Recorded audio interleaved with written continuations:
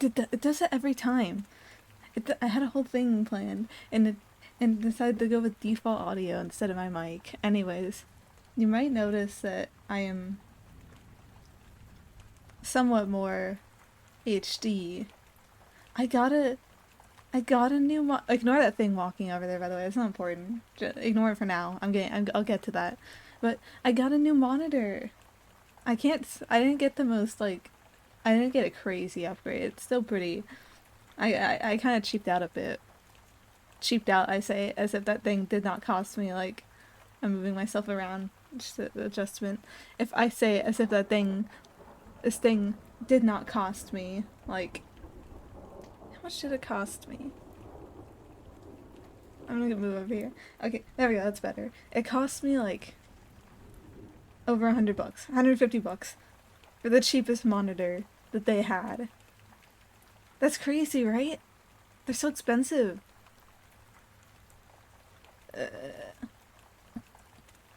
There we go. I think it's better. Yay. Okay. I'm audible. Anyways, now I have a new monitor, and I think that means that... no, don't do that. It should look a bit better, I think. Maybe. I don't actually know. I'm not sure if monitor has like an effect on how good like the stream looks, but I didn't like my old monitor very much. So I'm hoping that this is better at least. Oh wait, I need to look. 1 second. 1 second. I'm gonna go look.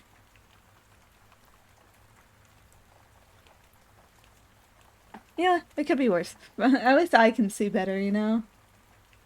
At least there's a little bit of improved experience there. But yeah. Then I disappeared for more than a week because I also, I don't have any excuses, I'm sorry. I do have an excuse. My health insurance ran out, and I was just trying to figure that out because they denied me.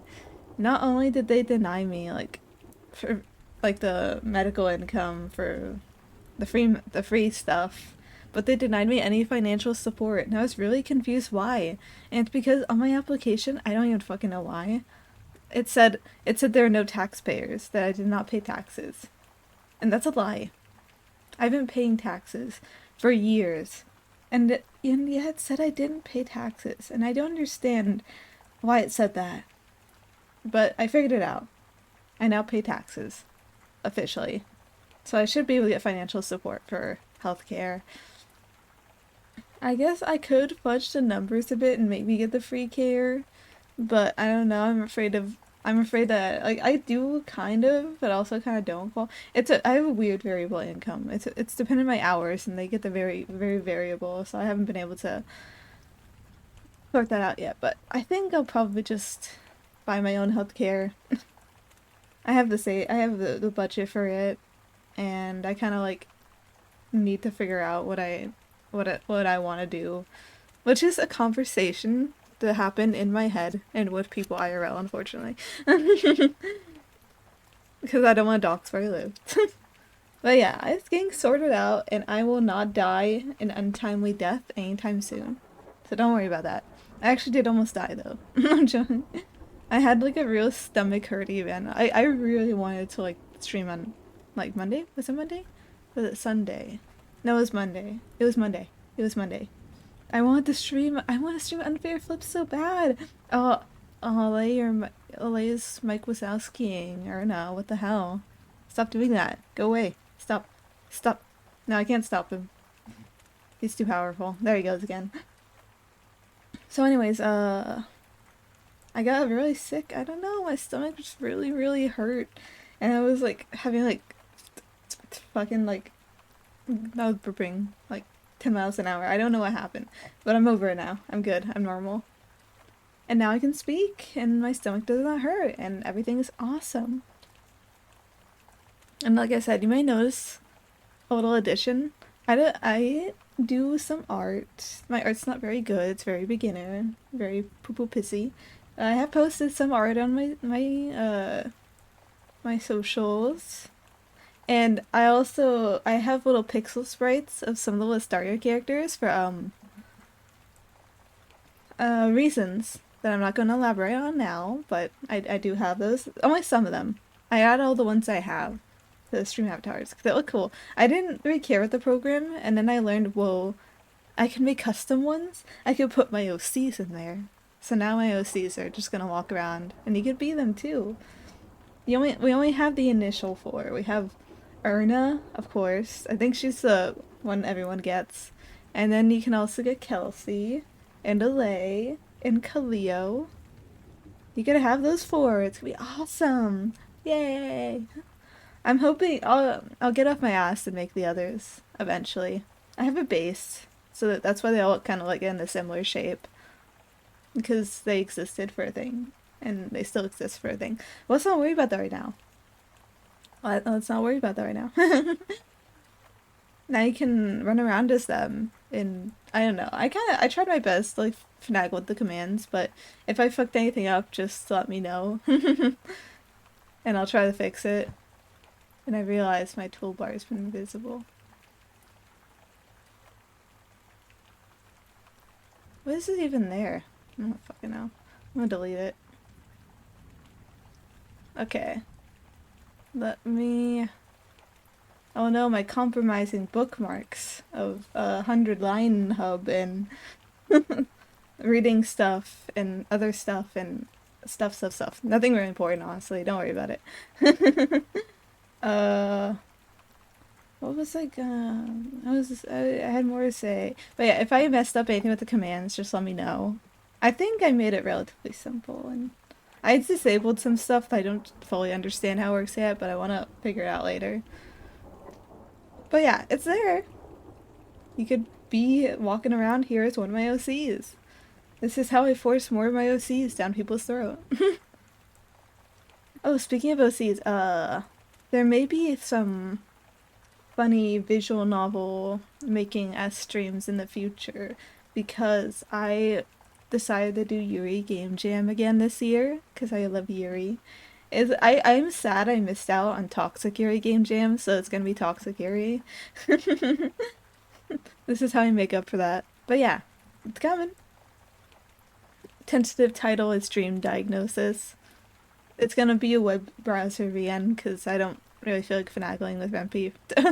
I kind of like making web browser games. What can I say? It's actually kind of fun, you know, a game in the browser.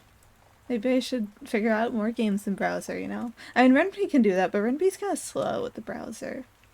Honestly. I only made like one Renpy in browser game, though. Two. I take it back, two. And they're all really tiny. They're all really tiny, because that's all I think I could take. There's no way I could put, like, a bigger one. No, I have two bigger ones I made. Maybe the second one could work. I don't know. Shaking my head. Let's not worry about that. It's gonna be a browser visual novel. So get ready for that. Coming eventually. Obviously, by the end of the game jam. But yeah, I got some... Full disclaimer, I stole a number of these recommendations off of the Wormhole, recommendation list. Please. I just thought they looked cool and they were spooky little stories that would be nice for a Halloween month. I'll find more spookier stories. I will. But yeah. I got that, and I also have like a viewer suggestion over there in the corner. Chapter. That's why we're gonna read that at the end. We're gonna do a couple of short stories to warm up, and then we're gonna read that one. For like maybe like, what did we go? 2 or 3 hours? We'll see. I got 4 hours of sleep last night, so I might start crashing past midnight. We'll see. It's okay. I'm awake right now, and that's all that matters. I got the sugary drink. Nothing can possibly stop me. I'm having a pretty good day. Today went pretty quickly, and I really am excited to read. Ooh, I have so much stuff I'm working on. I have so many plates spinning. I need to post. I've been doing OC-tober. I started doing OC-tober with the weekly prompts because I have so many spinning plates. I can't do more than that. I forgot I posted one on Twitter of my OC-tober.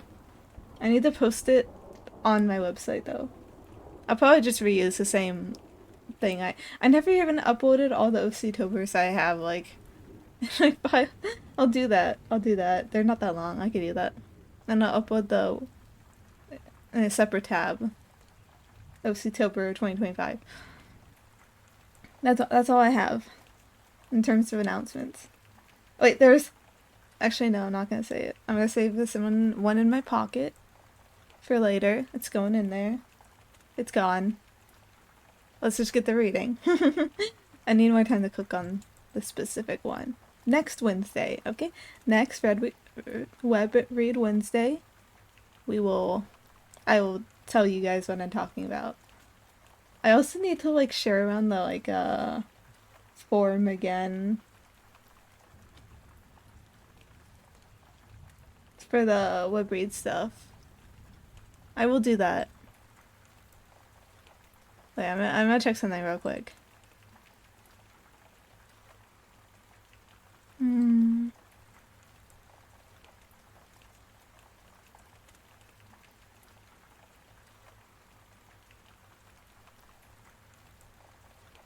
1 second. I'm gonna check. I hate this tripod I use. It just fucking... It has no sense of preservation or balance. It will just fall over at the slightest, like, push. Oops.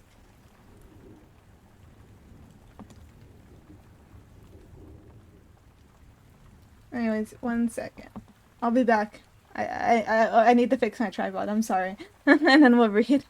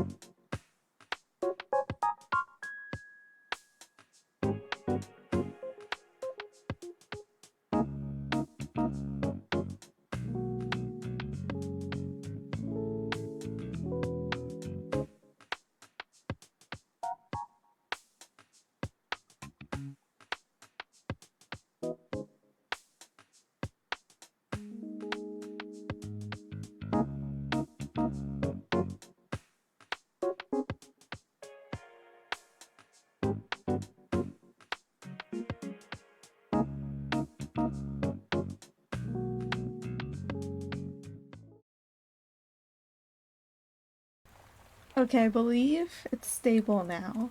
We don't know what kind of shenanigans just happened, but it's stable now. We could start reading. I think I have 3 things open. And I think we could start with this one. It's a little flash fiction in Electric Lit, a cool as fuck magazine that you should definitely check out, by Jackie Jennings, called I Am Multiplying to Cope with Life's Duplicity. I'm gonna cozy real quick. Cozied? I am fucking cozied. Alright. I had to say it. This week. I'm so sorry it took so long to get back to you. This week has been crazy. You would hardly believe this week, even if I told you all about it. I'll try anyway.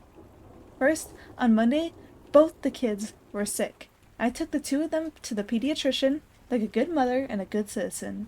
The three of us had been waiting in the exam room for some time when the doctor finally came in, looked me dead in the eyes, and told me, "Mrs. What's-Her-Face, I can see your first problem right here.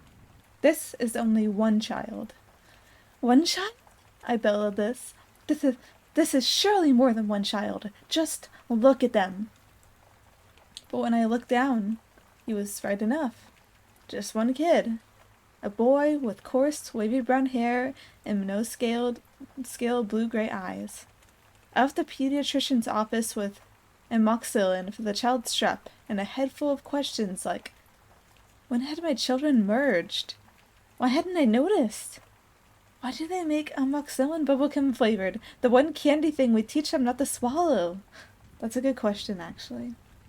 I don't even like bubblegum flavored stuff. I asked the child walking slowly behind me, "Boy, are you 1 or 2? He laughed and replied, "I'm 4, Mommy," even though I think he knew damn well what I meant. On the way home, I bought him just 1 popsicle even though he begged for 2.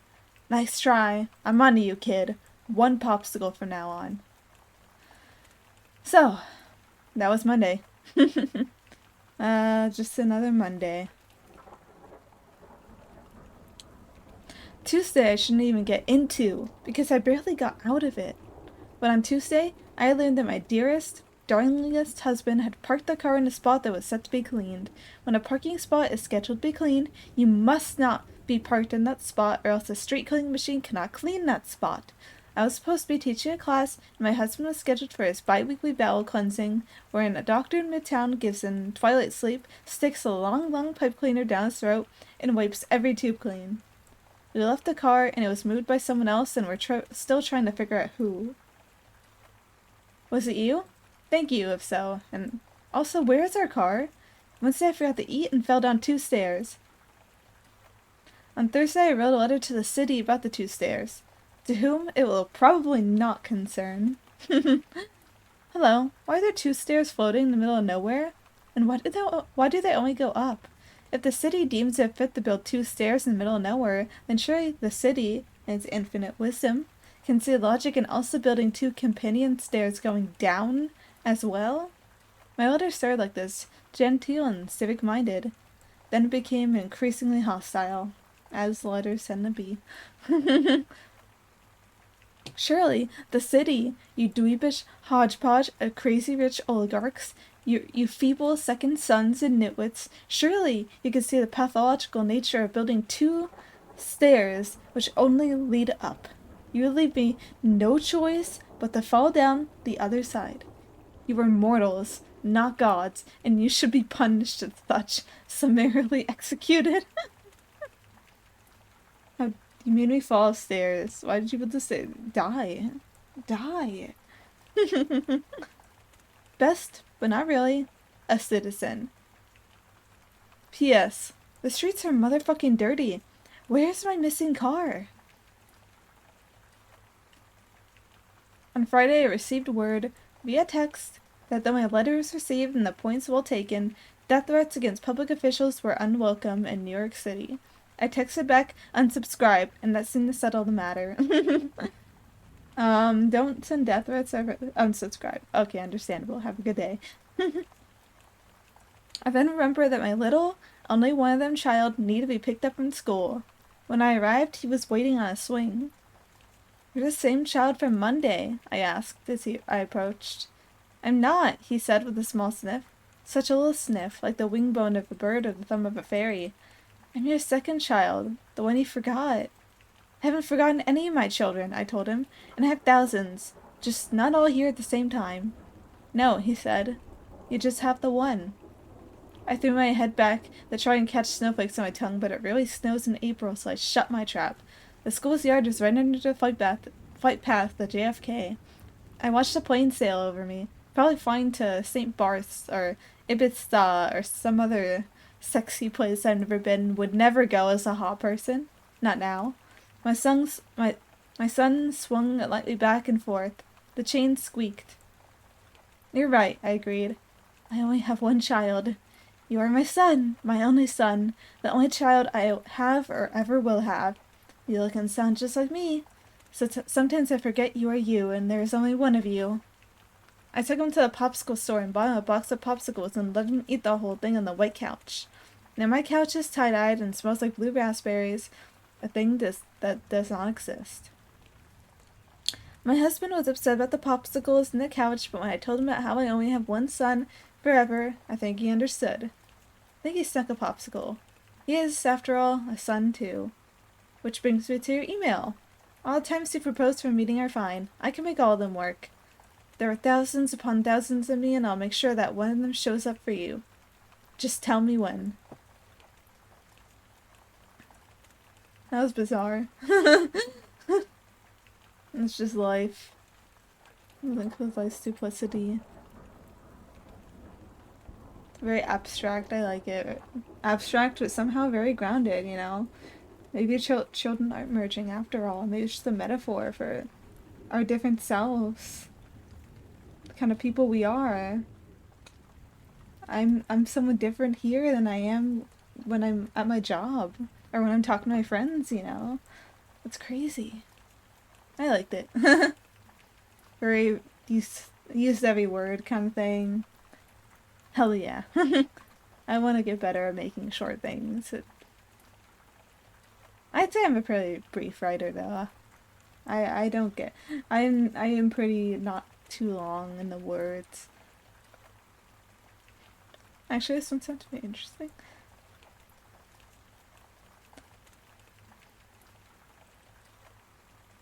I'm clicking around. I'll keep reading in a sec. Okay, these are like book reviews. Okay. Maybe I'll come there more for future web read Wednesdays. Let's check out this one. Grinta, The Barn at the End of Our Term by Karen Russell. This one seemed pretty cool, so I wanted to check it out. The girl. The girl is back. She stands silhouetted against the sunshine. The great barn door is thrown open.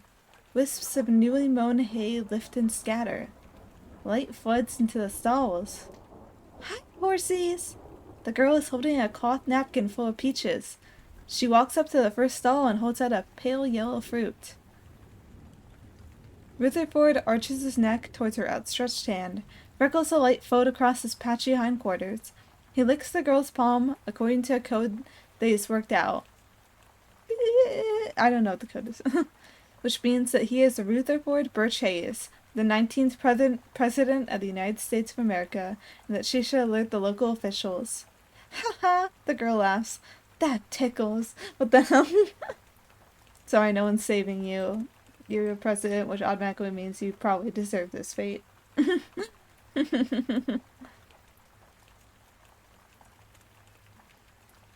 When Rutherford woke up inside the horse's body, he was tied to a stout flagpost. He couldn't focus his new eyes. He was wearing blinders. The flag was whipping above him, but Rutherford was tethered so tightly to the post that he couldn't twist his neck to count the stars. He could hear a clock gonging somewhere nearby, a sound that rattled through his chest in waves. That clock must be broken, Rutherford thought. It struck upwards to 12 times, of 20, more gongs than there were hours in a day. After a certain number of repetitions, it ceased to mean anything. Rutherford stared down to a drainage ditch and saw a horse's broody face staring back at him. His hoofs were rough, unfeeling endings. He stamped, and he couldn't feel the ground beneath him. The gonging wasn't a clock at all, he realized with the warm spreading horror, but the thudding of his giant equine heart. A man with a prim mustache and a mean slouch blundered towards him. streaked fire up Rutherford's sides with a forked quirk, shoved Rutherford into a dark trailer. Quirked. The quirks lashed out again and again, until he felt certain that he had been damned to rule hell. Well, you know, that's how we treat horses. We just gain experience on, like, the other side of horse mistreatment. Oh, wait. There we go. Responding to the message real quick. The devil! Rutherford thought as the man drew closer. He shied away, horrified, but then the man reached up and gave him a gentle ear scratch and an amber cube of sugar, confounding things further. God? The man seemed a little on the short side to be God. His fly was down, his polka-dotted underclothes exposed. Surely God would not have faded crimson dots in his underclothes. Surely God would wear a belt. The man kept stroking his blond mustache. His voice sounded thick and wrong to Rutherford's ears. He's in here. Give her the gas, Phyllis. The trailer rolled forward. In 3 days' time, Rutherford reached the barn. He has been stabled there ever since. The barn. The barn is part of a modest horse farm, its pastures rolling forward into a blank, mist-cloaked horizon. The landscape is flat and corn yellow and empty of people. In fact, the prairies look a lot like the grasslands of Kentucky. There are anthills everywhere, impossibly huge, heaped like dirt monsters. There are 22 stalls in the barn. 11 the stabled horses are, as far as Rutherford can ascertain, former presidents of the United States of America. Wow, it really is hell. The other stalls are occupied by regular horses, who give the president suspicious, sidelong looks. Rutherford B. Hayes is a skew-bald pinto with a golden cowlick and a cross-eyed stare. Rutherford hasn't made many inroads with these regular horses. The Clydesdales are cliquish and pink-gummed, and the Palominos are inbred buffoons. The ratio of president's normal horses in the barn appear to be constant, 11-11. Rutherford keeps trying and failing to make these numbers add up to some explanation. Let's see, if I'm the 19th president, but the 4th to arrive in the barn, and if 11 divided by 11 is 1, then... Let me start again. He's still no closer to figuring out the algorithm that determined the rebirth year. Just because the ratio is stable doesn't make it meaningful, said James Garfield, a tranquil gray Percheron, and Rutherford agrees. Then he goes back to his frantic cosmic arithmetic. The gas doesn't mean anything. Oh god, but what if? You can never deny the what if. You have to keep thinking about it for the rest of your life. What if? What could have been? What if you just thought about it a little more? Sunk cost fallacy, let's go. The presidents felt certain that they were still in America, although there's no way for them to confirm this. The year, if time still advances the way it did when they were president, is indeterminate. A day gets measured in different increments out here. Grass brightens and grass dims. Last cobwebs spread across the tractor's window at dawn. Eisenhower claims they are stabled in the past. The skies are empty, he nickers. Not a B-52 in sight. To Rutherford, this new life hums with the strangeness of the future. The man has a cavalry of electric beasts that he rides over his acreage, ruby tractors and combines that would have caused Rutherford's constitutes to fall off their buggies with shock. The man climbs into the high tractor seat and turns a tiny key, and then the engine roars and groans with an unintelligible theme. Cherubs strumming harps couldn't have impressed Rutherford more than these humming plows of the hereafter. Come back! That's not holy music, you dummy! Eisenhower yells. It's just diesel! They don't know about gas.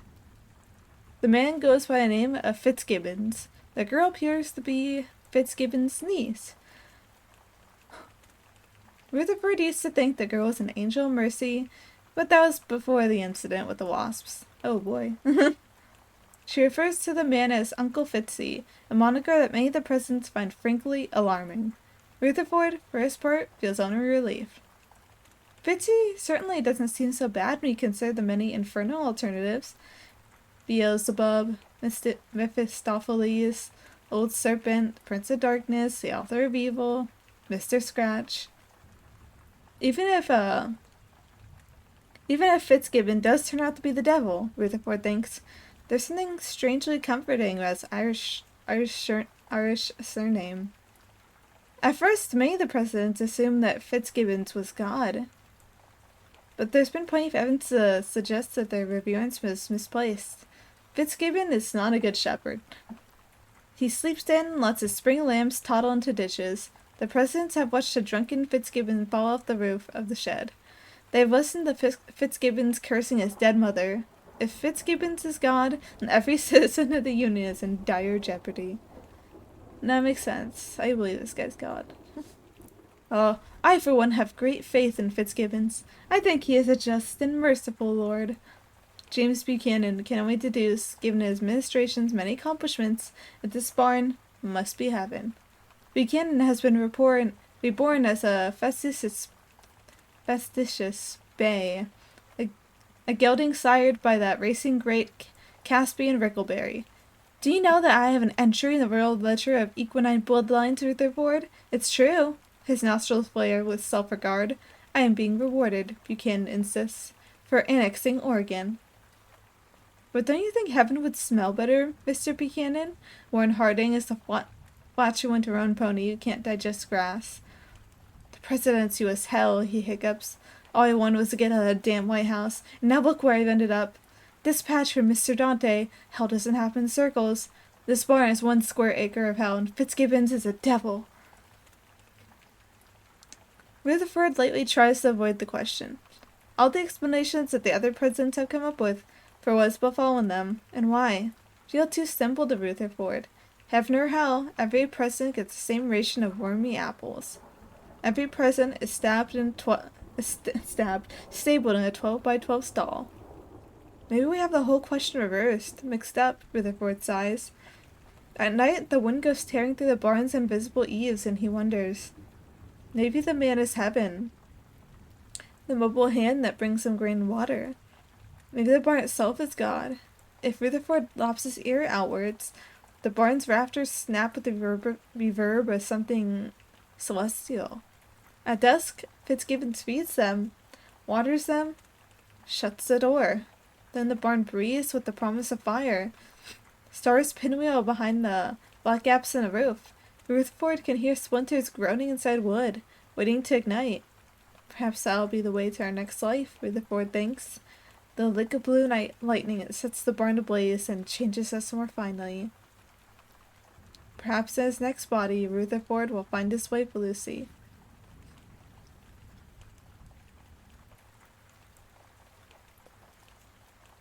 The Runaway. One day, at the end of an otherwise unremarkable afternoon, James Garfield makes it over the fence. Nobody sees him jump it. Fitzgibbons and a girl come in to groom the horses, and Rutherford B. Hayes overhears them talking about it. Shouting, really. Well, I'll be sweetly pickled. A runaway! Fitzgibbons' face looks blood-pulsed, flushed from the search, but his eyes crinkle up with delight.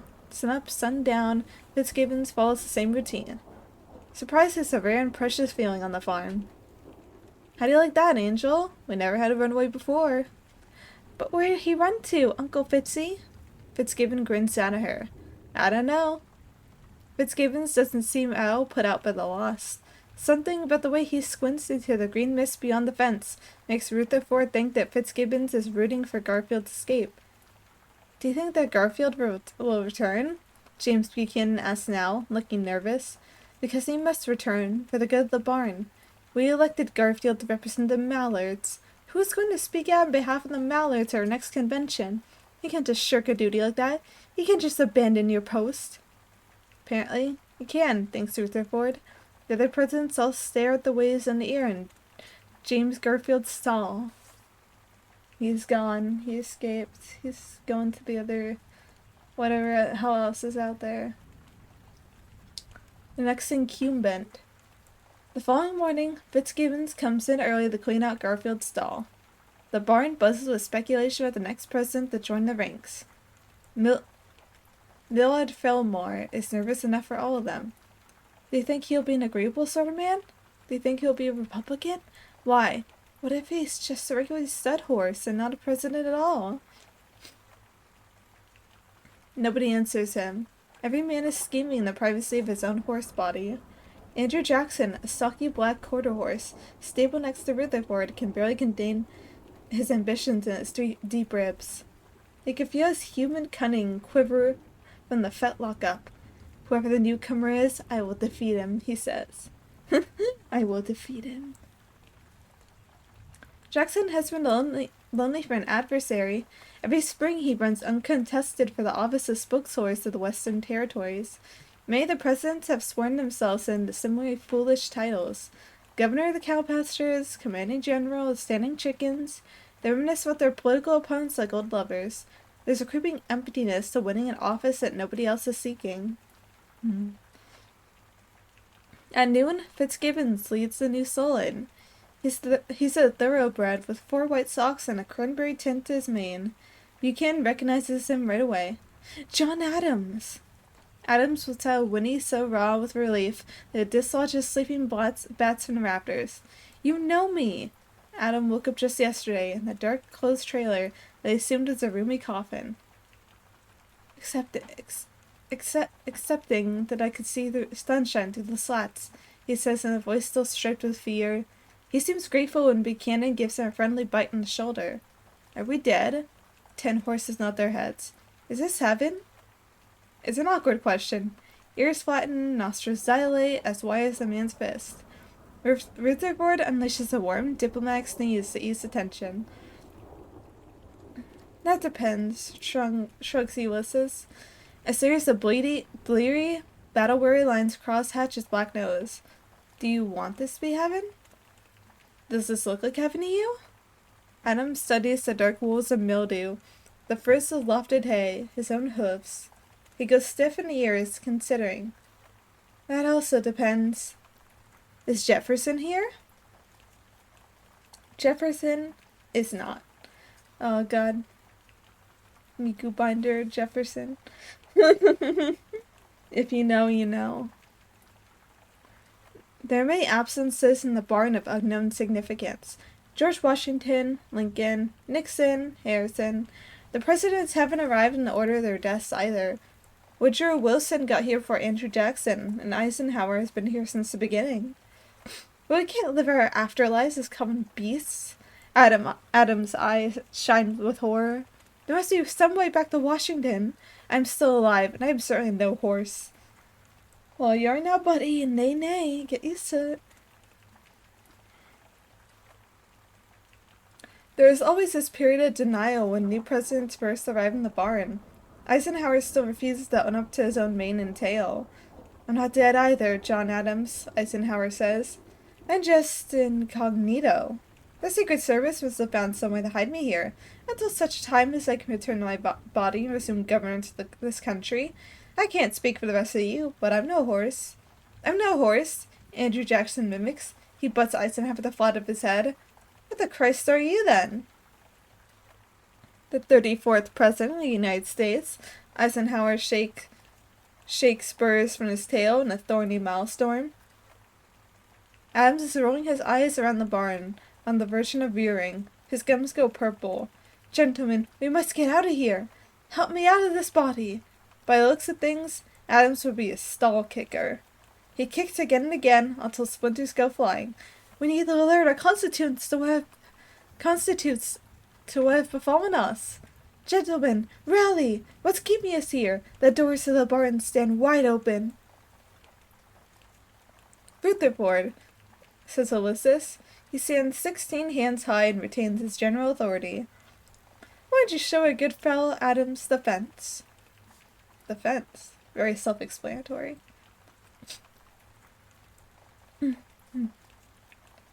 Rutherford and Adams trot out of the dark barn into a light silvery rain. The fence wood is rotted with age, braided through with wild weeds. Each sharpened post rises to the level of 4 feet tall, midway up the horse's thick chests. Fitzgibbons put up to discourage the fat blue geese from flight. The fat blue geese. This is the fence? This is what keeps us prisoners here? Why, I could jump at this moment! Rutherford regards Adams sadly. Go ahead, then. Give it a try.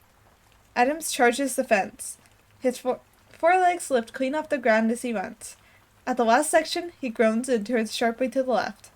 It looks as if he is shying away from an invisible wall.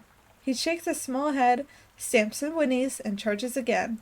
Again he is repelled by some invisible thicket of fear. Sweat glistens on his dark coat. Blast! What is it? Adam cries. Why can't I jump it? We don't know. The presidents have tried and failed to get over the fence every day of their new lives. Rutherford thinks it's an ophthalmological problem. A sharp, dark corner in the mind that forces a sharp turn. How did James Garfield manage it? And where did he run to? Garfield's hoofprints disappear at the edge of the padlock. The fence posts point at the blue sky. Adam and Rutherford stare at the trackless black mud on the other side of the fence. There are two deep crescents where Garfield began to jump, and then nothing. It's as if Garfield vanished into the cool morning air. Good question. Woodrow Wilson is giving his speeches and asleep again. These are very serious and pregnant questions, Woodrow mumbles, his voice thick with an old nightmare. Upon the answer to them depends the peace of the world. Poor Wilson, Rutherford thinks, watching as he addresses the questions of a phantom nation. Wilson paused at the stall floor as he dreams, his lips still moving. The world is drafting new questions, new answers without him. In his own dreams, Rutherford never returns to the White House. Instead, his memory takes him back to his Ohio home of Spiegel Grove, back to the rainy morning of his death. Unlike the other presidents, Rutherford's dreams find him paralyzed, powerless. He remembers watching the moisture pearl on his bedroom window, the crows lining the curved white rail of his veranda. Lucy's half of the huge pine bed had been empty for years. Again, divested of all decisions, there was only an old, thick-waisted nurse opening his mouth, filling it with tastes, urging him to swallow. Boyhood tastes. Boiled pumpkin stew and sugared beets. His son and his youngest daughter were two smudges above the bedside. The boy quietly endeavored to wink goodbye.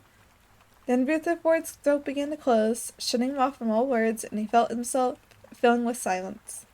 The silence was a field of cotton growing white and forever inside him. Rutherford wasn't afraid to die. My Lucy, he remembers thinking, will be waiting for me on the other side. The First Lady. Lucy Webb Hayes was the first president's wife to be referred to as the First Lady.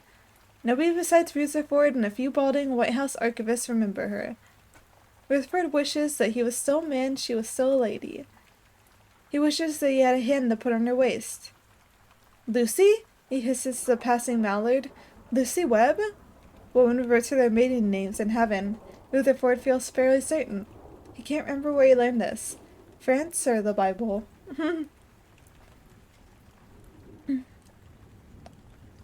Lucy Webb! The duck goes clucking away from him, raising the green tips of its wings in alarm. When Rutherford looks up, Fitzgibbons and a girl are standing at the edge of the pasture, looking at him strangely. Uncle Fitzy?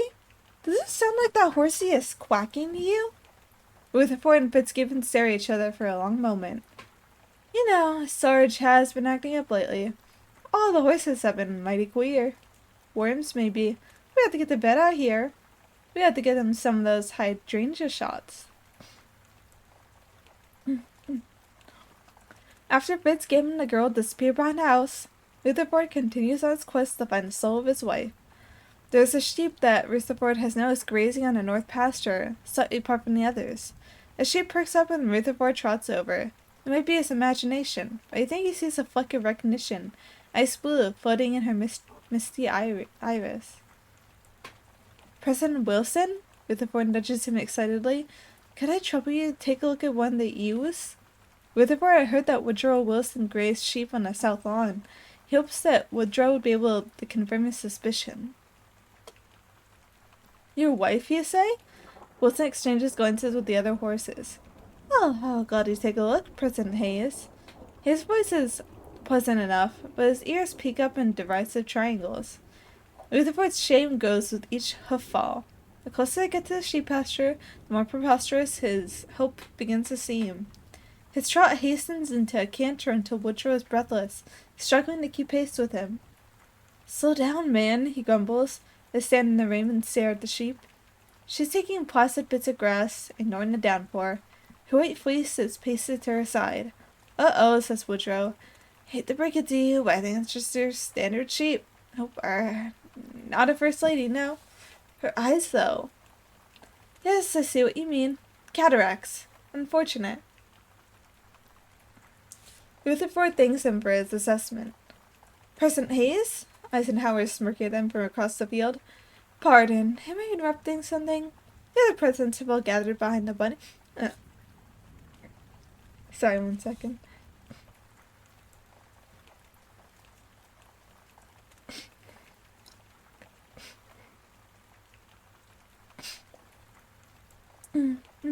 There we go.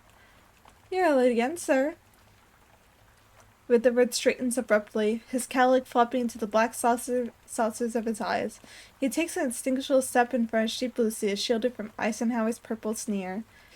"Late for what?" "None of her caucus on the apple tax. We voted that into law 2 weeks ago." "Rutherford," Eisenhower sighs. "Tonight's the Adams referendum. On the proposed return to Washington. We're leaving in 3 days' time." Oh, fuck. They're getting now there. Secret deals get brokered behind the barn, just north of the red slope of the bunny hutch. A number of presidents are planning their escape for a day they're calling the 4th of July.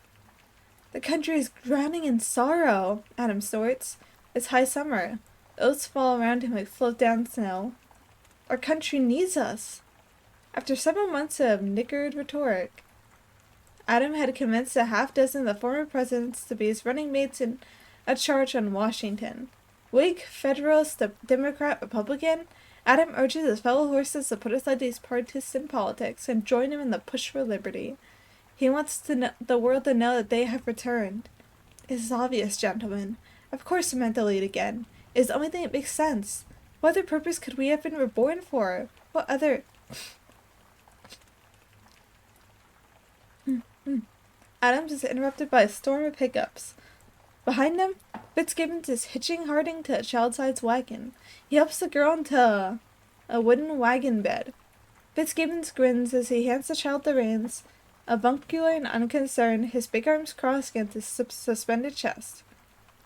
"Tell me," Rutherford asked quietly, "tell me, what evidence do you have the country needs us to lead again? They seem to be getting on just fine without us." Now Harding is pulling the girl in miserable rectangles around the bare dirt yard, hiccuping madly. "This is hell."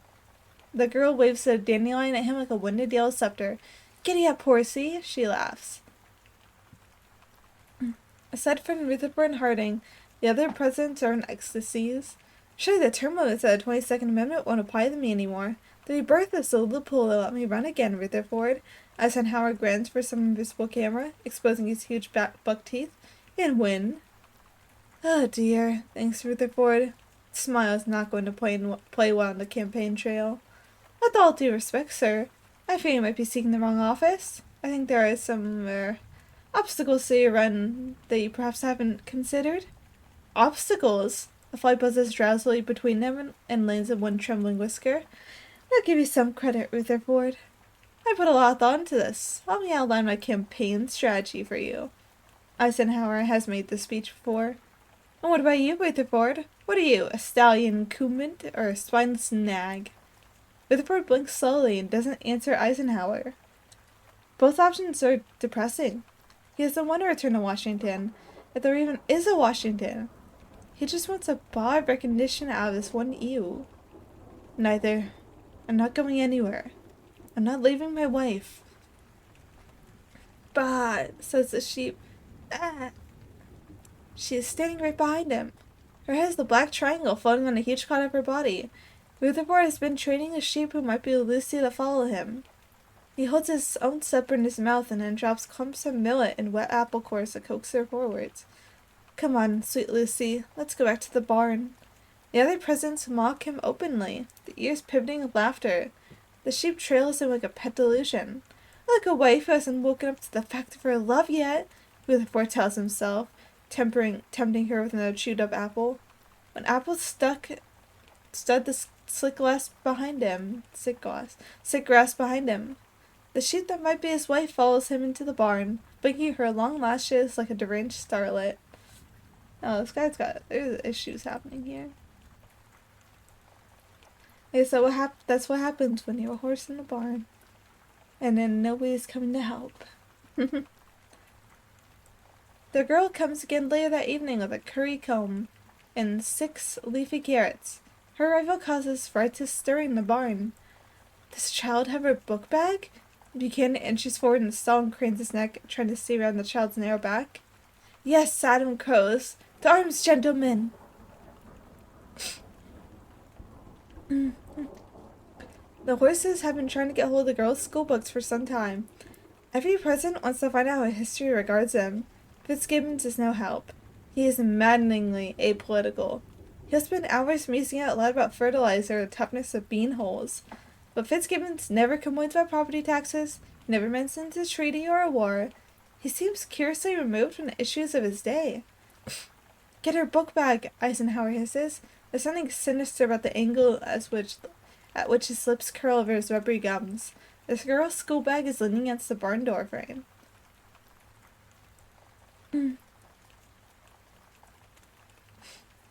Van Buren tries to hypnotize child by rhythmically swishing his tail. Look over here, girlie. Swish, swish.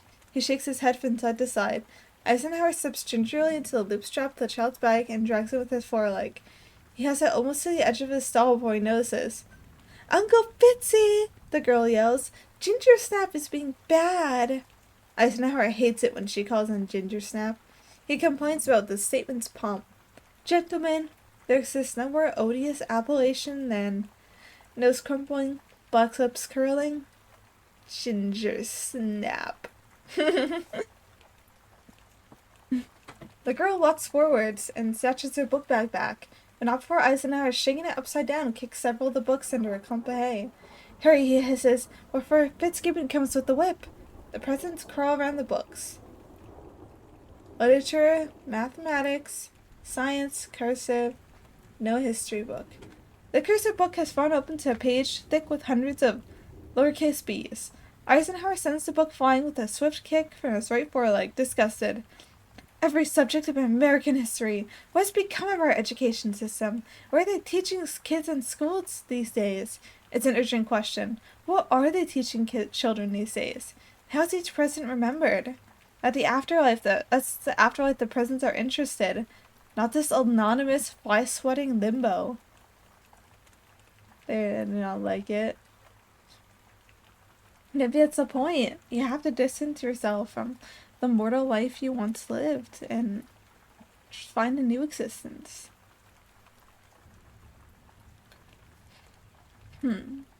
James Buchanan is busy rewriting his memoirs. Mr. Buchanan's administration on the eve of a rebellion. He is furious that none of the other presidents ever read the original while they were alive. Yeah, about that, coughs Harding. Pretty sure it's out of print. It's a labored process. Equine anatomy severely limits the kind of letters that presidents can straight-leg into the dirt. Buchanan can draw an H, an F, an E, an A, a T, an I, and an X with the meticulous action of his right hoof. C, once you get the hang of it, is also quite easy. O's and U's and S's are impossible. K's and W's leave him shuddery and spent. Buchanan never questions his own record of the past. Comments are tough enough, and he would have to break his leg to make a question mark. He is just now putting the finishing touches at Chapter 4. Voila, gentlemen! And now, add a final paragraph as summation and on the chapter. Oh no! Fitzgibbons rolls one of the red flea attractors over Buchanan's sod parchment, erasing even the prologue. Rutherford used to believe it was the civic duty of every elected official to preserve a full record of his administration. While in office, he was a compulsive memoirist who filled dozens of journals with his painstaking schoolboy script. But now he has only a single use for the human alphabet.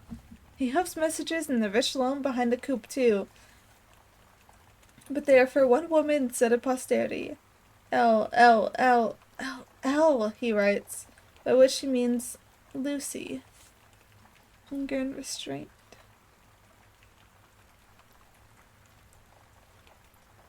Rutherford is losing weight.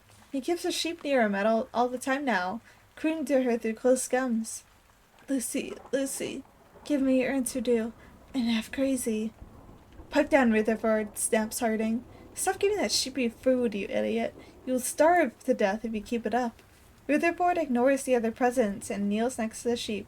He smiles at the blue fleck of evidence that his wife is hiding somewhere inside this fleecy body. I know you, he whispers.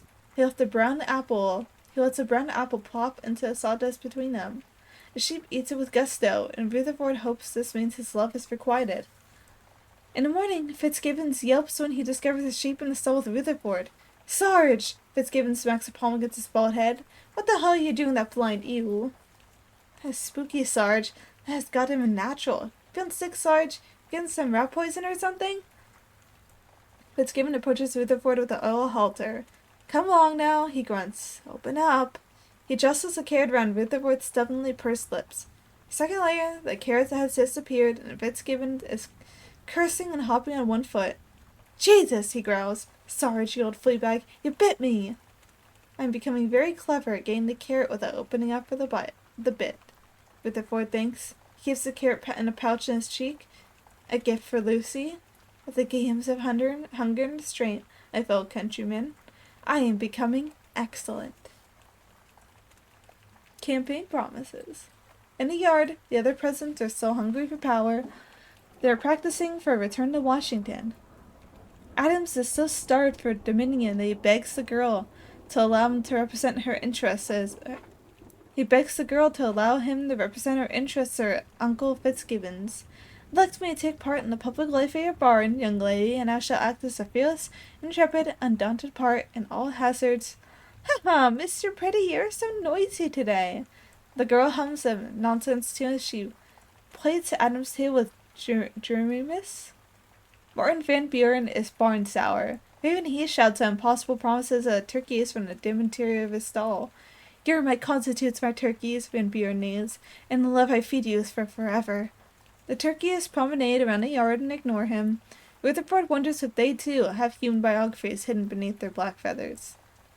The presidents spend a lot of time talking about where the other citizens of the Union might have ended up.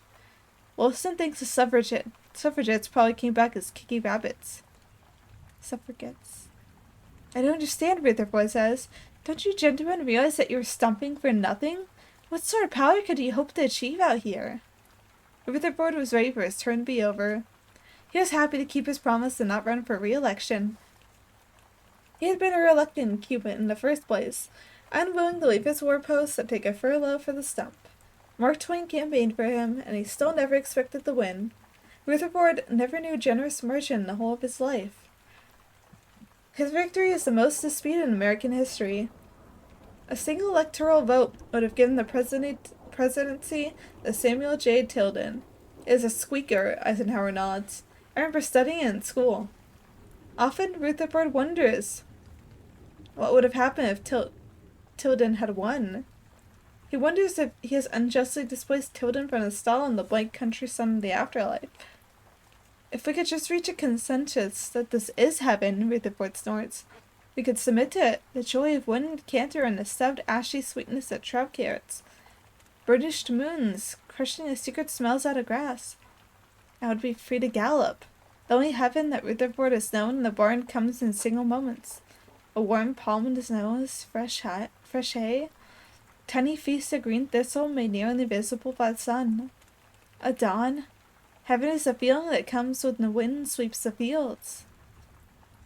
Heaven is this wind Rutherford knows for an instant, bending a million yellow heads of wheat. By nightfall, though, the wheat has straightened, and the whole notion of afterlife strikes Rutherford as preposterous.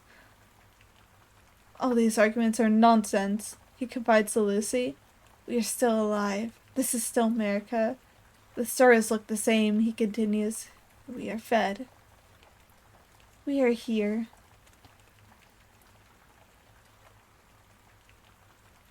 My internet having issues.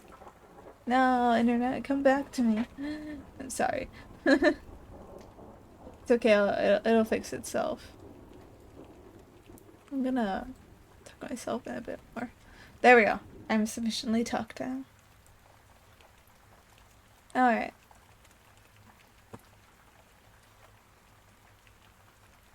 Shorn. One afternoon, the sheep is not waiting for him in his stall. Rutherford, Jackson sniggers from the pasture. Take a gander at this. Looks like Fitzgibbon is doing something very untoward to your wife. Fitzgibbons is kneeling in the center of the field, shearing the sheep that might be Lucy. Wool flies up and parachutes down in the sun. Fitzgibbons razors off first one clump of fleece and then another until the sheep is standing shorn and pink before him.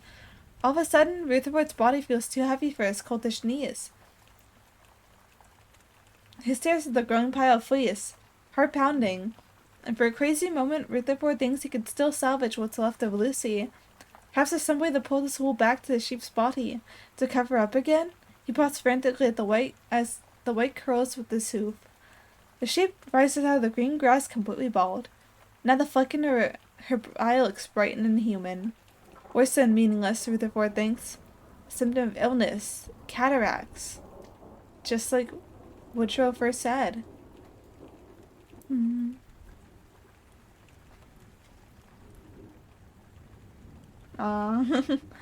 Rutherford hangs his head and keeps his eyes on the ugly dandelions. He swallows the grainy pear that he had been holding to feed the sheep with. That is not my wife. I mean, no one else's wife is there. Why do you think yours would be here? Oh. On the eve of the other present's push for liberty, with a whistling nonchalance, Fitzgibbons leaves Rutherford's stall door open. The latch bangs in the wind, a sound like open, a song like no accident. Rutherford strolls through the doors into the dusklight. The fence is just a wooden afterthought, Rutherford thinks, coming as close to its rough posts as he dares.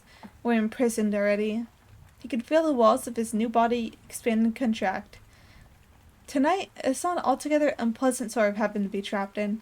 The stars are out, and for the first time in months, Rutherford has swallowed his whole ration of grass at the trough. He can feel a forgotten strength pulsing through his body. It's our suspicion there's another, better heaven behind the cumulus screen, he murmurs into the grass, bending and tearing at a root that tastes beautifully yellow. That's the trouble. That's what keeps us trapped here. Minds and animals. Rutherford begins to run, lightly at first. What am I, Rutherford wonders, a horse's body or a human mind? Both options are twinning together, like a rope, then fraying. They are disappearing the faster he runs. The sound of his hoofbeats doesn't trouble him now. It doesn't even register. They thud and they vanish. His tail is still attached to the root, but Rutherford isn't trying to run his horse tail anymore. It sails out like a black flag behind him, its edges in tatters. Rutherford turns and starts running again, and this time he finally finds he cannot stop. The fence is right in front of him now. It takes on a second life inside his mind, a thick gray barrier. His blood feels hot and electric inside him, and Rutherford knows from the certainty of his heartbeat that he is alive, that there isn't any after. There's no reason to believe that anything better or greener waits on the other side of the fence. There's nothing to prevent him from jumping it. There it is, Rutherford thinks, the blue liquid lightning. His eyes still refuse to focus, but now he finds that he's no longer afraid of the blind spot. This is for the Union, Rutherford whinnies. Suddenly he stops worrying about cause and effect, about the impossibility his hoofbeats could hold any Union together. And why any of this should matter? One horse running an empty field. None of its speed, none of his grandeur. No droplets of sweat streaming off his hide like wings. And he runs. And nobody is watching when he clears the fence. He got the fuck out of there. You know what? Go, dude. I hope he got eaten by a wolf right after, because that'd be really funny. That was interesting. It took like a crazy premise, and then it just decided to like make this whole like meaningful thing out of it. That's sweet. I like that one. I like stories that get a little weird with it, but then end up pulling something meaningful out of their like little bizarre premise. That's very cute. Very good. Very good. I have one more little short one, and we could read the suggested one for a bit. I'm starting to feel sleepy already. I'm gonna try to go on for longer though. I don't want to stop yet. I'm having fun reading. I'd be very sad if my exhaustion stopped me. Consequences for my actions, etc., you know. God of the Black Moon by Dan Stinsey from Nightmare Magazine. Look, they have a crazy cover going on here. That's cool. I like it. Big fan of it, even.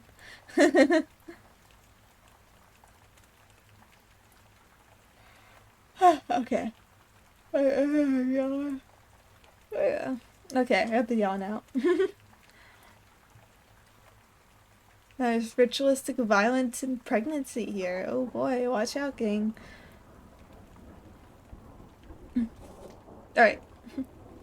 Sam met Haley at a house party in the suburbs where everyone hung out in the basement, smoking inside and listening to a band called Belladonna play songs that lasted 7 minutes.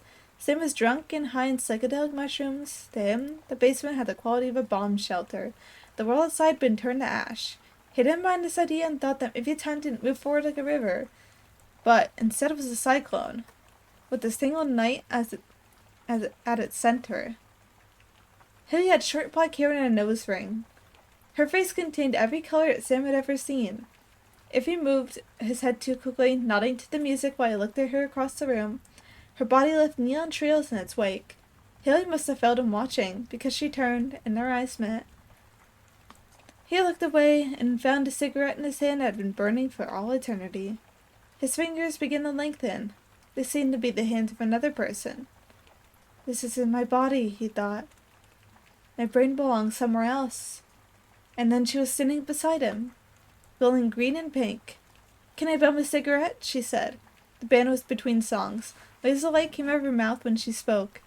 One of the band members stomped on the pedal and his guitar made a sound like floating in outer space. I don't know where I got this, Sam had to yell over the kick drum. He drew a circle in the air with the lit end of his cigarette. It floated there for a moment before fading. Do you like fucked up movies? She asked. What? Sam couldn't hear her. I'm Sam, he said. She pointed at his chest. Sam was wearing his Tetsuo the Iron Man t-shirt, which had on it a picture of Tetsuo the Iron Man.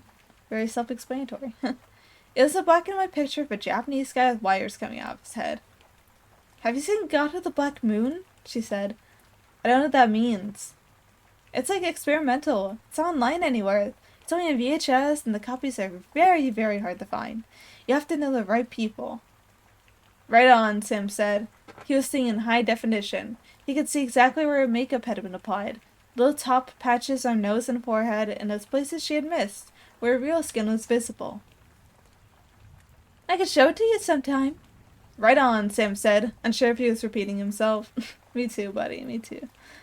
The band played a song called Deep Red, and then someone spilled beer on his shoes. Not cool, he said, but he found that he couldn't move.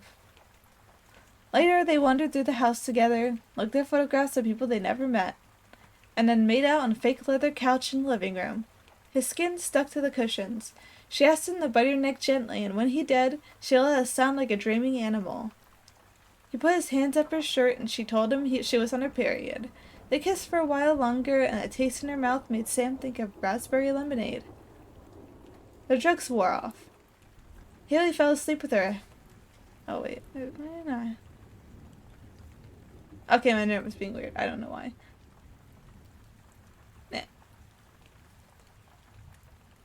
There we go. The drugs wore off. Haley fell asleep with her head on his chest, and he watched the strands of her hair bend when he let out a deep breath. If he closed his eyes, Sam could feel sparks in his brain slowly fading. He thought of horror movies, of Tetsuo the Iron Man, space aliens, Christ on a cross, a woman removing a second heart from her stomach, holding it to the night sky like an offering. He tried to give names to all the feelings inside himself, but there were too many, and some had never been there before.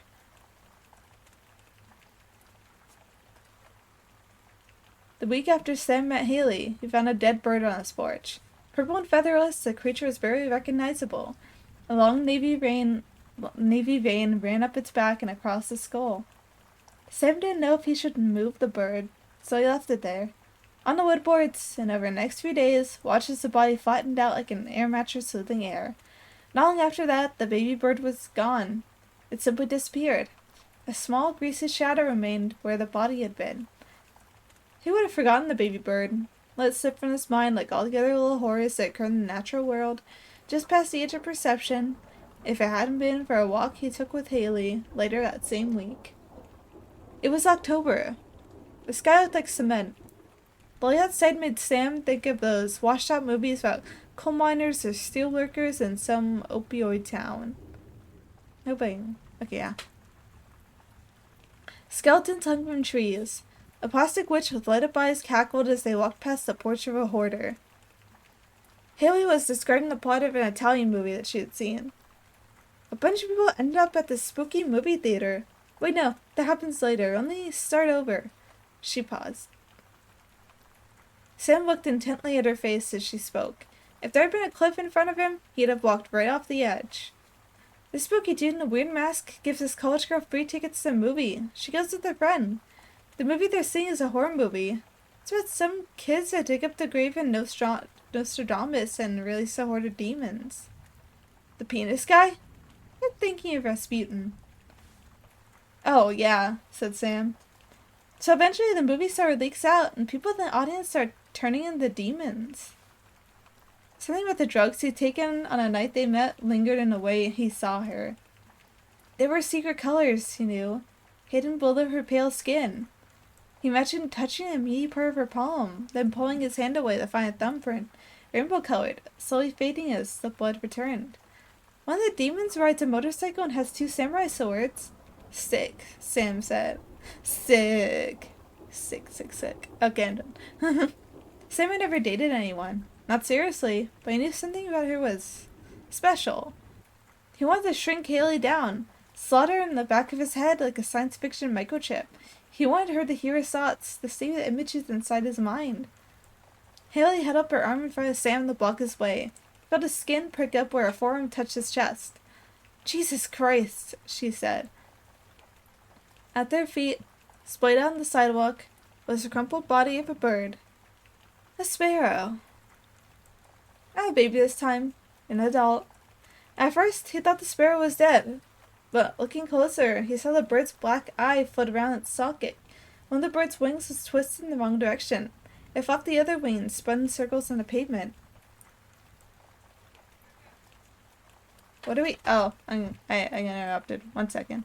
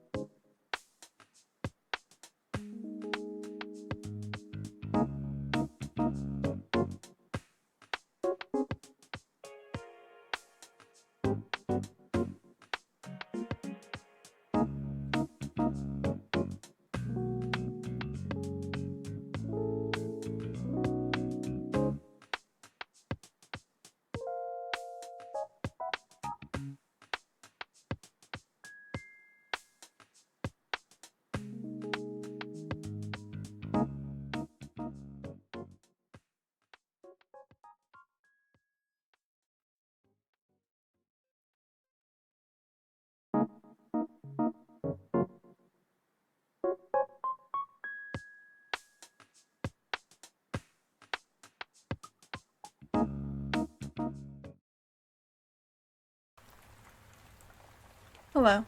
Sorry for my sudden disappearance. My dad came back home from his trip, so I have to say hello, you know. Very important that I do.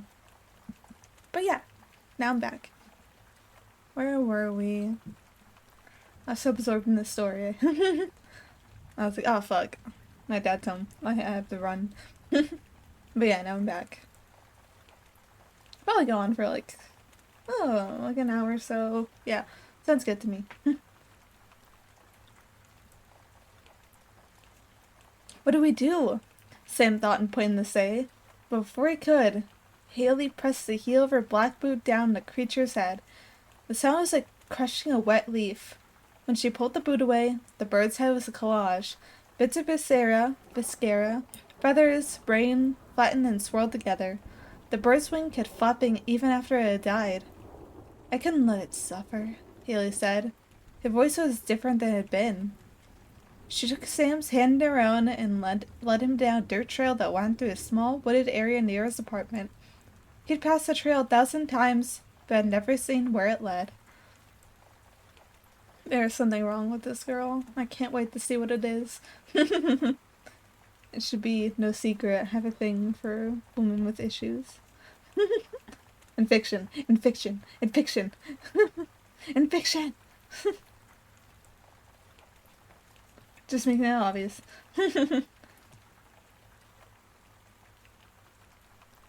Oh my god, wait. They passed along to ban excessively loud commercials? Thank fucking god. Fuck loud commercials. As someone who, like, has had, like, my hearing get, like, actual agony from being jump scared commercials, that's a blessing. Thank god. Why do people torment us so with these loud as fuck commercials? Okay. Back to reading. I got distracted. Okay. Haley got something special planned for Halloween, which is this month. Let's go. She told Sam to arrive after 7 to bring his favorite candy. He brought a 6-pack and a bag of peanut M&Ms. She lived in the bottom unit of a building that's 100 years old. They'd been dating for a month and a half, but Sam was still nervous as he rang her unit, waited for her to come to the door. She met him there wearing a low-cut witch costume and black lipstick. There were jack-o'-lanterns in her leggings. I didn't know I was supposed to dress up, he said. That's okay. She stood on her tiptoes to kiss him. I'll pretend that you're an alien, your costume is a human being. She pulled his neck skin. Pretty convincing, she said.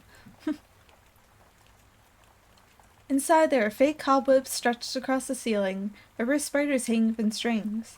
Haley's orange tabby, a cat named Hieronymus, had a lion costume. It purred and rubbed its face across the top of Sam's sneaker. You need 3 sci-fi the read before weekend. 3 sci-fi off the top of my head. I guess Left Hand of Darkness is a good one. I think that's the name of it. The one by Ursula Le Guin is like a good one. Are you looking for short stories or books? Who else has written? I'm gonna double check to make sure my recommendation is not gonna wait. There's also Octavia E. Butler who does like sci-fi stuff. I say like those are 2 authors I immediately think of like, oh, those would probably be good to read before the end of the week. I'm trying to think of their sci-fi. Sci-fi specifically. I don't read that much sci-fi, I have to admit. So I don't have many recommendations other than like the big names that immediately come to mind. But yeah, Ursula K. Le Guin and Octavia Butler. Very, very, very good sci-fi. I guess there's also like the Ender's Game. I know it's classic. I like that one even if I know the author isn't great. I think that guy's dead. Who cares? It's a pretty decent book. Just pirate it or something. Octavia Butler. OCT. Yeah, you know what I mean. That's my recommendations. I don't know if you're looking for short stories or just like books, but those authors do also do short stories. So you'll be good in that department if that's what you're looking for. But yeah, I got you. I got you. The pull-out couch in the living room had been turned into a bed. Sim hadn't known the couch pulled out. Okay, I need to think a book a day, 3 days to complete.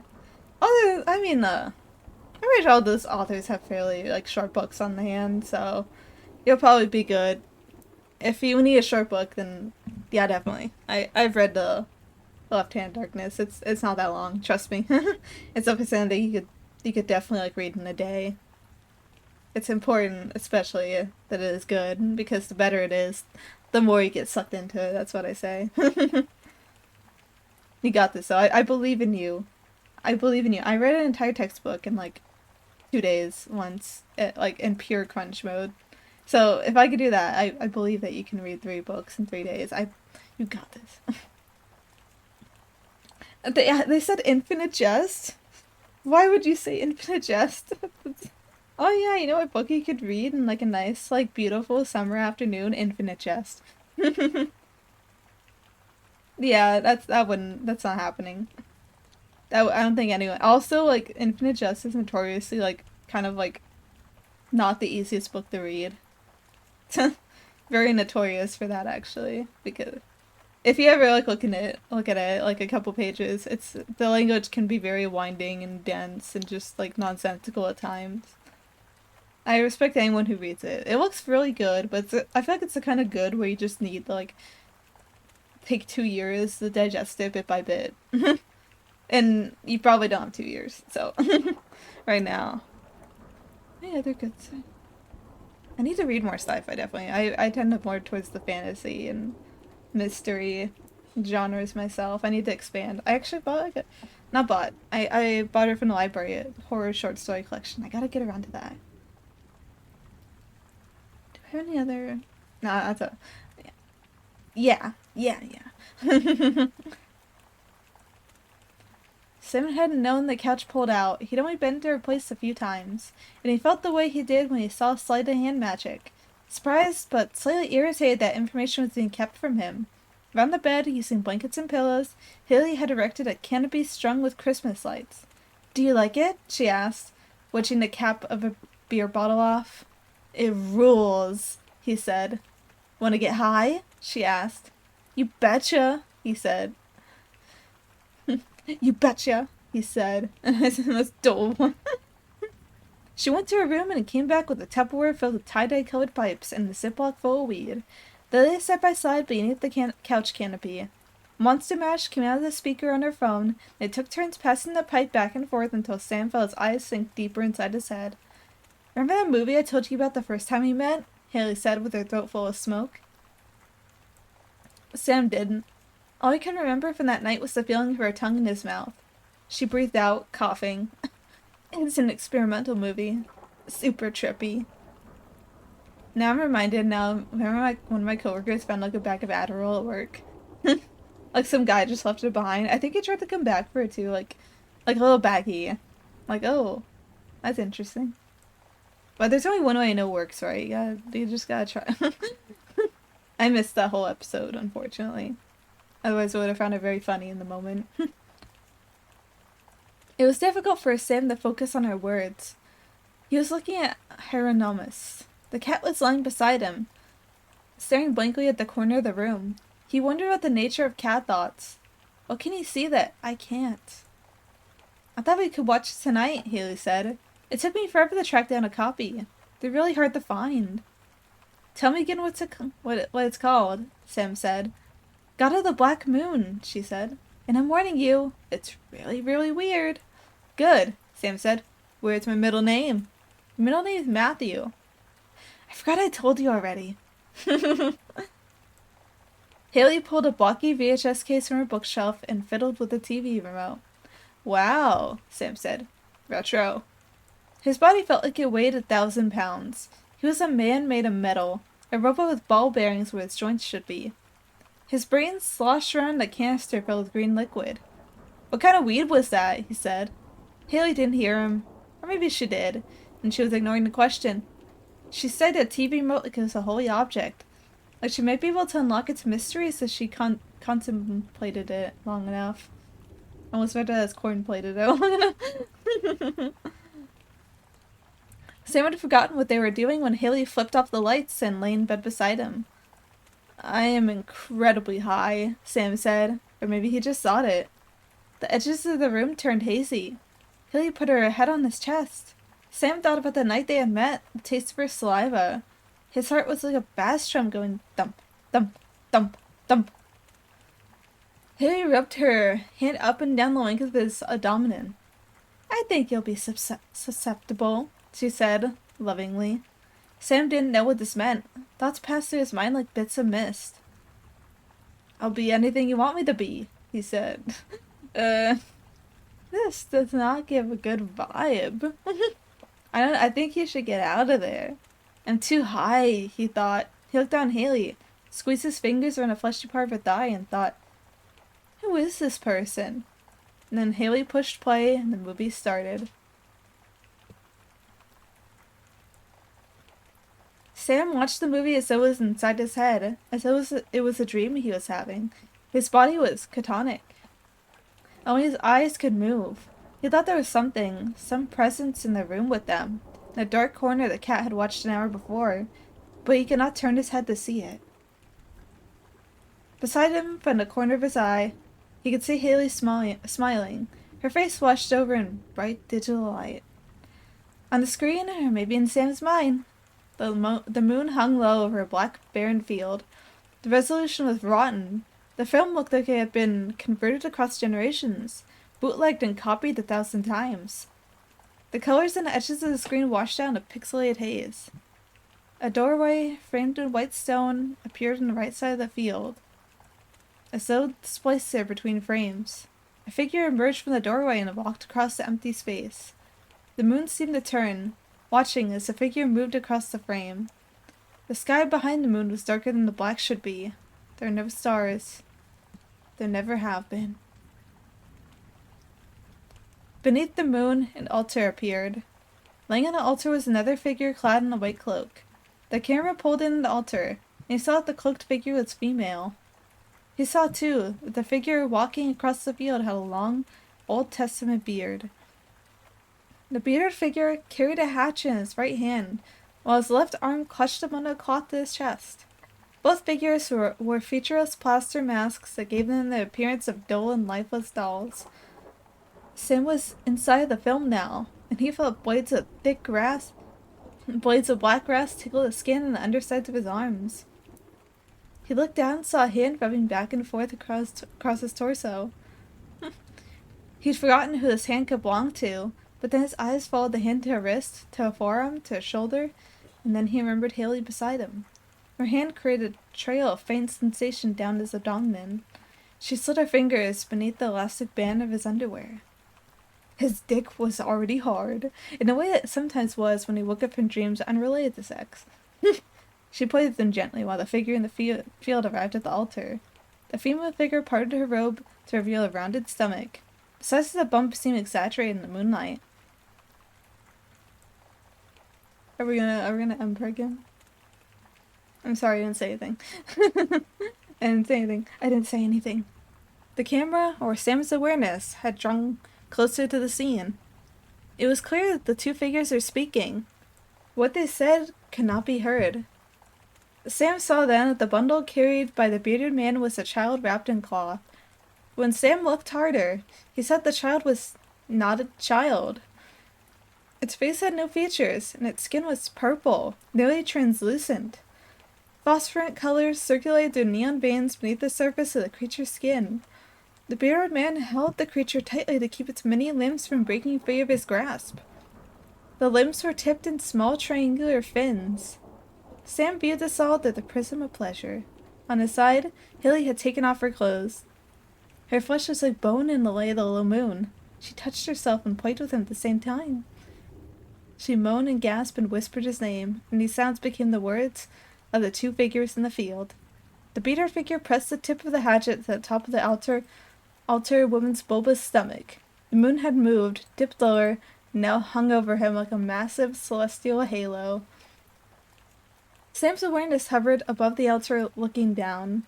The bearded man applied pressure with his hatchet, and black blood began to fall down the sides of the altar woman's stomach. The man pulled the hatchet down the length of her abdomen. As the flesh split, steam rose out of the wound like a breath in winter air. This is crazy. Sam's awareness hovered above the altar, looking down. The bearded man applied pressure with his hatchet, and black blood began. Oh, wait, I already read that part. The bearded man dropped the hatchet. With his right hand, began to make wider the stomach wound. The woman screamed silently. The moon was inside of her eyes.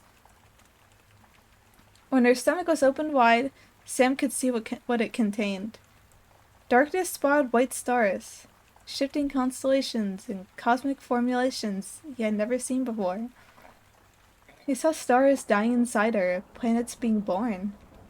He was on top of him now, moving her hips back and forth slowly. Yet he could still see down to the altar woman's stomach, and he watched as the bearded man remove the child that was not a child from its wrapping, and gently fit it into that star-filled cavity. The child writhed inside the womb, arms strained towards the sky, until the bearded man forced the limbs inside the woman's skin and sealed the wound with a metal liquid that spilled out from the tip of his finger. Sam looked through his own eyes again, up at Haley's face. She was haloed by the moon now, only the colors had reversed. The moon turned black and the sky white. He thought that maybe she was crying. "I love you," she said, and the moon behind her head began to crack like the shell of something ready to be born. From the center, the white splinter moved up and down the moon's length, and from the crack emerged arms like those belonging to the bearded man's child. The arms were beautiful in a way, and as they moved towards the two of them, intertwined that barren field, he saw that the lights below the skin were a kind of language. They repeated Haley's words. "I love you. I love you. I love you," the lights seemed to say. The arms were infinitely long. Stretching out from the hole in the moon, they curled around Haley's back, reaching out towards Sam as if they were extensions of her body. He reached back. He touched the arms of the moon. Why, Sam wondered. Had no one ever told him that love was so strange?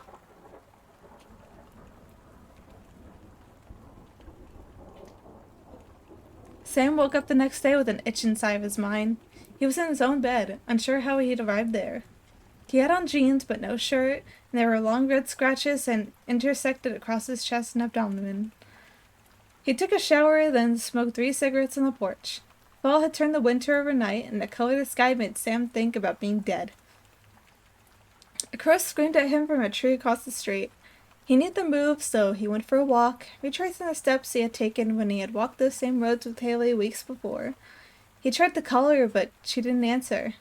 He remembered the canopy of lights, the Tupperware container full of weed, but that was about it. The rest of the night was blurry. They had watched a movie about the moon. He felt a sense of undirected, all-encompassing guilt that moved forward and backward across the length of his life. On the sidewalk across the street, a woman wearing a blood-covered prom dress shambled by with a bucket dangling from her right hand. "Are you okay?" Sam called to her. "Oh." "I'm Carrie," she said. She slurred her speech. "I'm Sam," he said. "Need me call someone?" "Sissy Spacek," she said, sounding defeated.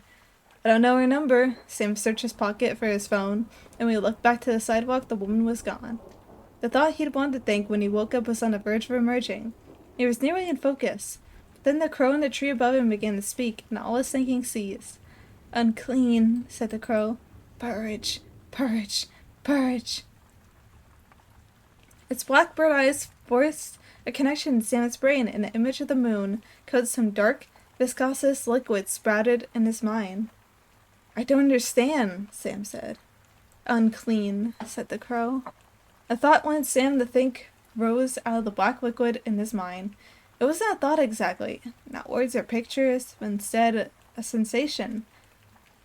A damp, coarse feeling, like a cat's tongue, ran up and down his torso. He remembered being caressed by hands that weren't hands. He remembered Haley's words. "I love you," he said to himself. In the days that followed, Sam began to see doorways in places where doorways should not have been. They appeared as black rectangles framed faintly in the yellow light. He saw them in cornfields and city parks. Sometimes they hung suspended in the air. Sometimes they were half sunken into the earth. Inside, in the darkness the doors contained, dark figures shambled aimlessly. Sam pretended that he didn't see these things. He would close his eyes momentarily, open them again to find the doorways gone. He tried to call Haley 100 times. He left messages until her voicemail was full. He smoked weed all day and felt insane. He wondered, again and again, what was wrong with him. Why she didn't care enough to explain why she had left. He called his mom and told her he'd been dumped. He didn't mention the strange feelings in his head. The talking birds, the phantom doorways. "Oh, honey," she said. The voice sounded muffled, far away. She must have been on speakerphone. "I'm sorry. When your dad and I split up, I thought the world was ending." He was smoking weed on the porch. The moon was new, its crescent horns pointing across the sky towards the darkness at the edge of the world. "But the heart isn't a reliable narrator," his mother said. "It doesn't give us a clear picture of the world. It warps our perceptions, especially how we view ourselves. With your dad gone, I forgot who I was. I became someone else." Sim's mother had rarely spoken about her relationship with his father, the aftermath of the divorce. He thought maybe she'd been drinking. "Really, when it comes down to it, love is an illusion. It's a result of chemical processes in the brain. All your sensory and emotional experiences are illusionary. Things that happen to your mind aren't real, not in any empirical sense." "I'm not sure I get what you mean," he said. "You think you carry the world around in your head. But that's just a puppet show, really. The brain is a filter, an eliminator. It takes all the horrifying things about reality and shaves them down to the things we experience every day. From an evolutionary standpoint, it's a necessity." Oh, someone's getting dark here. "Where is this coming from?" he said, but she continued on, talking over him. "If our senses were expanded, if someone rooted around the corners of our brains, removed the filter so we could see the world for what it really was, most of us would kill ourselves. The rest would writhe around in the mud like worms." "What the fuck are you talking about? I'm sad about a girl." Amazing story. I love it. Sam held the phone away from his ear and looked down at the display. He could see movement on the screen, little numbers ticking away, but the rest was blurry. It's just a vague green glow. "Here, let me show you what happens when the filter is removed." Her voice was covered in feedback. It cracked and wrinkled like it was being played back on a tape recorder. "Look across the street at that line of trees. To your right a bit. Yes, there. What do you see?" There was nothing there, just the shadows of limbless trees shifting in the distance. "Trees," Sam said. "Look a little closer," said his mother. "What do you see?" A doorway faded into existence in the middle of the woods. The frame was made of white stone and there was no door. Inside, darkness shifted around like a liquid. "What do you see?" His mother emerged from the shadow of the doorway. Behind her, in the darkness, there were the celestial colors Sam had seen inside the altar woman's womb in the movie that he couldn't quite remember. His mother's eyes contained the light of the moon. He could see her mouth moving as her words came through the speaker in his phone. "The girl gave you a gift, Samuel. We serve a living God. He is at work in the world. His love is not illusionary. It's the only thing that is real." Sam held the phone in his lap. The screen had gone black. "As you begin to see creation for what it truly is, remember that your God loves you, and has from before you were born. With your help, with the help of all the others, he will usher in a new kingdom, one that will last until the end of time." His mother had more arms than he remembered. Her head had been separated from her body. A scar of white light cut across the length of her neck. Sam thought of a paper doll, the head torn off and reattached with tape. Her feet lifted off the ground, she began to float, slowly, weightlessly, in this direction. The extra arms swung limply at her sides. Sam wanted, very much, to be held in her many arms. "Say the prayer in your dreams," she said, "and he'll come to you." A cloud passed over the moon and night turned darker, with the shadows of the building and his mother impossible to see. On the street beyond the porch, a drunk guy on his bike pedaled up slowly while his front wheel wobbled back and forth. Steady now, he said as he tipped over in slow motion and crashed into the sidewalk. I fucked up, said the drunk guy, now splayed out on the sidewalk. Aw, man, I fucked up real bad. Sam looked across the street again, found the forest empty. His mother in the doorway, gone. Sam felt certain if anyone could help him understand what was happening in his head, it was Haley. He stopped trying to call her. Instead, he sat in his car outside her apartment and watched her windows. He waited for the door to open, but there was never any movement, and she never came out. So he left and drove to one of the few places they'd ever gone together, a DIY space near a city showed From Beyond on film a few times a year, and where, on Thursday nights, women in steampunk goggles danced and took off some of their clothes. Sam paid the $7 cover charge and watched a black metal band play songs that all sounded the same. The band members wore angular gold masks that gave them the appearance of ancient kings, costumed after some death ritual, soon to be buried. Maybe 20 square-shaped guys with beards pushed each other in a circle in front of the stage. This next song's about Satan, said one of the masked men. Everyone cheered. The guitar sounded like a circular saw and noise filled the room like smog. Sam looked for Haley among the other bodies. He willed her to be present, extending some part of his mind out into the world, hoping that she might manifest, give him an answer. He'd begun to have thoughts that were not his own. There was a black mass at the center of his thinking, a living thing taking up space in his head. I'd like to drink the blood of the black moon, he thought. I'd like to kiss the feet of the infinite king. Haley wasn't there. He was losing his mind. He sat down at the bar in a separate room and watched posters on the wall shake when each new song started. The bartender was a goth girl in a cut-off jean jacket. He ordered a beer and a shot, drank an inch out the beer and poured the shot on top. He sat there for a while and drank 3 more drinks, and they asked the goth girl bartender if she knew a person named Haley. I know a lot of Haleys, she said. Sam described her as Haley, her dark hair, the nose ring. That's what all the Haleys I know look like, she said. He found this hard to believe. Had any of them been to the bar recently? He wanted to know. I'd share the comings and goings of the people I know. She lit a cocktail on fire and slid it down the bar. For all I know, you could be sick. You could be a psychopath stalker. What if I assured you that I'm not? Sam said. He tried to make his face seem normal. He felt as though the wrong face hung in front of his own. A transparent mask was fixed across his skin. He couldn't shift his features in the way he would have liked to. I'd have no way to validate that information. I am not a psycho-stalker, he said. That's what every psycho-stalker knows to say, she said, as the first rule in the psycho-stalker playbook. A guy at the end of the bar was trying to figure out how to drink the flaming cocktail. He picked it up, blew on it, then put it back down. Just drink it, coward. Just take a sip. What's the worst that could happen? I'll take another beer, Sam said. He watched the bartender walk to a cooler on the far side of the bar. He appraised her body with the part of his mind that had only recently come to existence. Currents of electricity ran through his veins.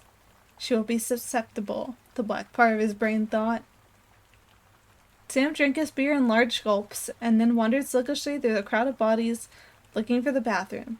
He followed a dark hallway to an empty room with no discernible purpose. At the end of this room, Sam found a portion of the far wall had been cut out and replaced with shadow. It's not right, he said aloud. A figure waited in the doorway, slight and feminine. He could almost make out her face. He squinted and leaned toward the darkness. But then that figure stepped out of the shadow and Sam saw that it was Haley. I've been looking for you. Oh, I've been looking for you, he said. She beckoned to him silently, and he followed.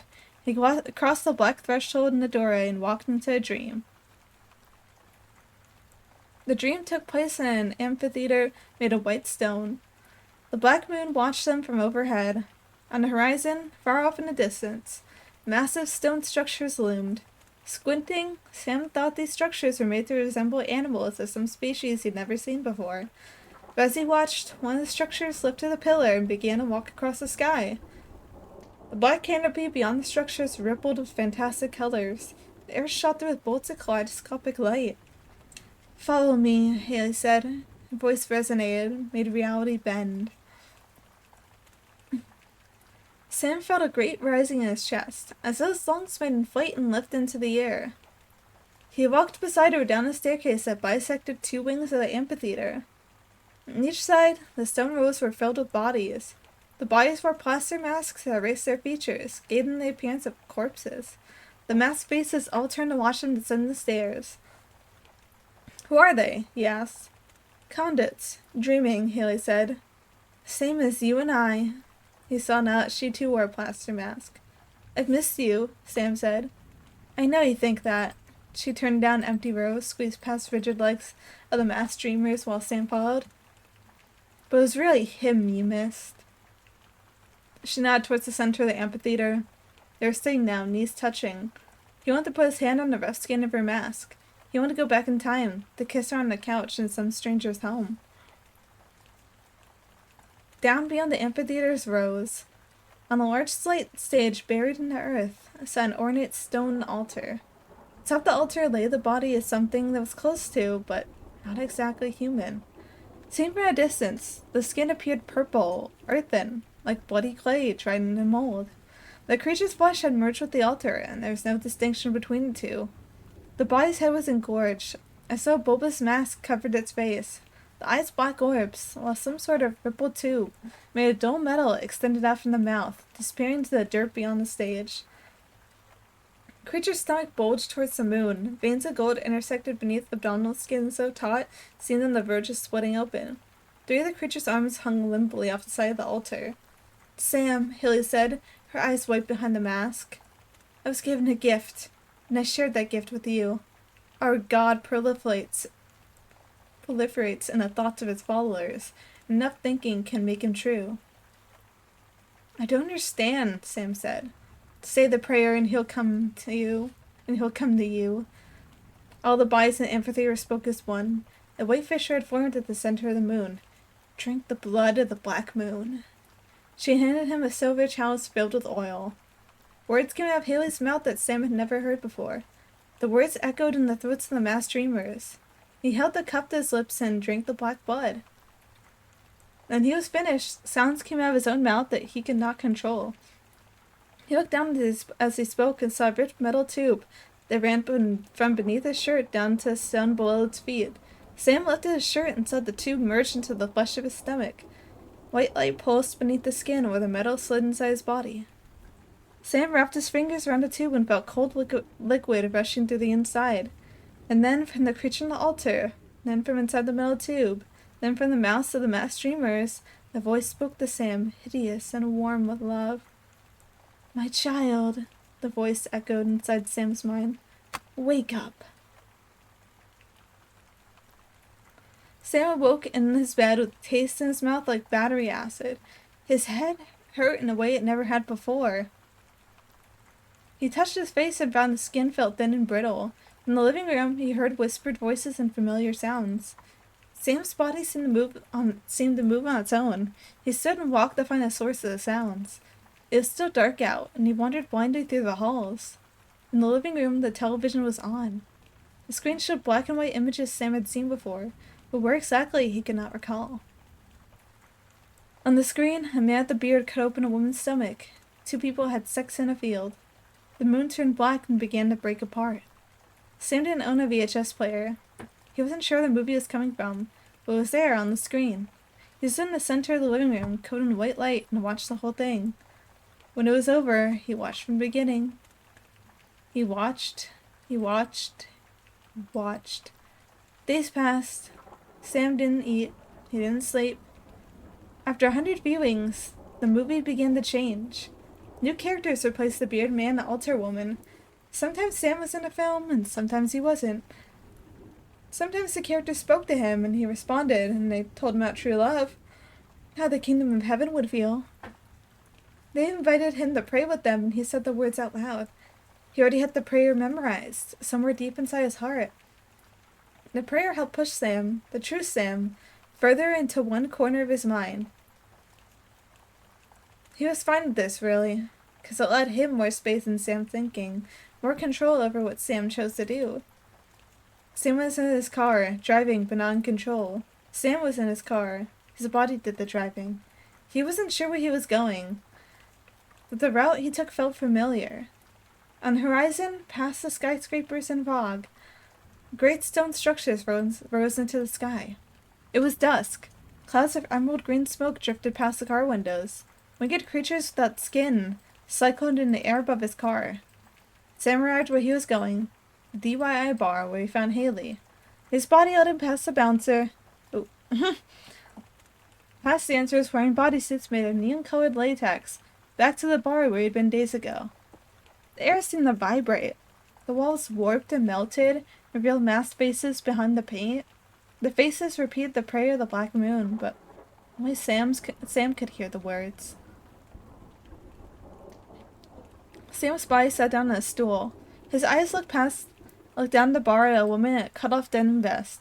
Nora pink light radiated from her skin, and tattoos in the forearm rippled, shifting into new shapes every moment. When she approached him, Sam saw her eyes were filled over with white. When she opened her mouth, gold light spilled out.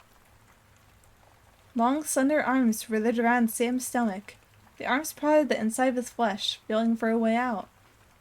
"Can I ask you a question?" Sam's voice wasn't what he remembered. He wasn't sure who spoke through his mouth. She smiled at him. The faces in the walls began to laugh. "Do you like fucked up movies?" he asked. I hope she does not like fucked up movies for her sake. That was a good one, though. We like classic horrible god possession stories, you know. That's always a good one. Just the fuck. It's already too late. You cannot dare to fight this entity. It has already got you in its meaty claws. It's already tearing you apart piece by piece, and there's nothing you could do to stop its presence from taking hold. You can only watch. You know what I mean? It's like you can only watch. That's basically just that's just the whole story. You can only watch this fucking god thing. It's now taking your body, and now you're just now you're not living anymore. All because you kind of sort of maybe made the wrong choice with who you like slept with or something. But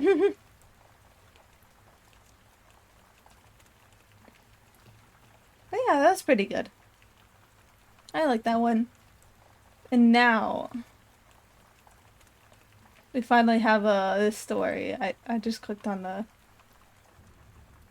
this one is recommended to me. It was put in my suggestion box by the author. Which, by the way, if you go onto my Twitter page or my Blue Sky page, you will find a link to it. So if you want to submit your own work, you can, or just shout it on chat, or literally any way of reaching me. It doesn't necessarily have to be the form I have. It is convenient, because I do check it. But if you want to just, like, bug me some other way, it generally does not matter to me. Oh yeah, this one's called Heirs of Hierarch by Professor Mitchell. I'm admittedly starting to feel a bit tired, so I'm probably just gonna read like maybe a couple of chapters and then maybe like check it out a bit more another time. We'll see though. Seems like a pretty long story though. Let's see, how many words is it? Oh man, that's a lot. Let's read the summary first before we go on and read the story itself. The Kingdom of Hierarch has become divided by a bitter war over the dominion of the realm, tearing families and friends apart. Even after many years and countless lives lost, the battles continue with no signs of peace to be found. Break the seal. A Spell King, following the footsteps of his father, seeks to impose the reign of magic wielders across the kingdom. The House of Roderick, a new dynasty rising to take the place of the old, has banned most forms of magic in turn. Amid this conflict, a new generation comes of age. Undo the betrayal. A young noblewoman harboring a hidden talent, a fugitive thaumaturge seeking to make amends, a journeyman healer desiring a place to call home, a battle-weary warrior caught between duty and love. Drawn together, be it by chance or fate, this group must face the trials of our broken kingdom. Searching for answers, they must take up the blades and spells that fight. Set us free. For underneath it all, ancient magic stirs, long hidden alongside a terrible secret. Those who possess the will and wit that pierce the veil that descend past will inherit its burdens as well as these forgotten powers. With them, the future of Hierarch itself. And it has 3 books already. That's a lot. More reasonably sectioned than my books. Me like, yeah, this is 1 book. Drops an entire like 200,000 plus word chunk in your face. Yeah, that's 1 whole book. You got time. But yeah, chapter 1, Sister and Brother. I will read this in a moment. My throat's a little bubbly.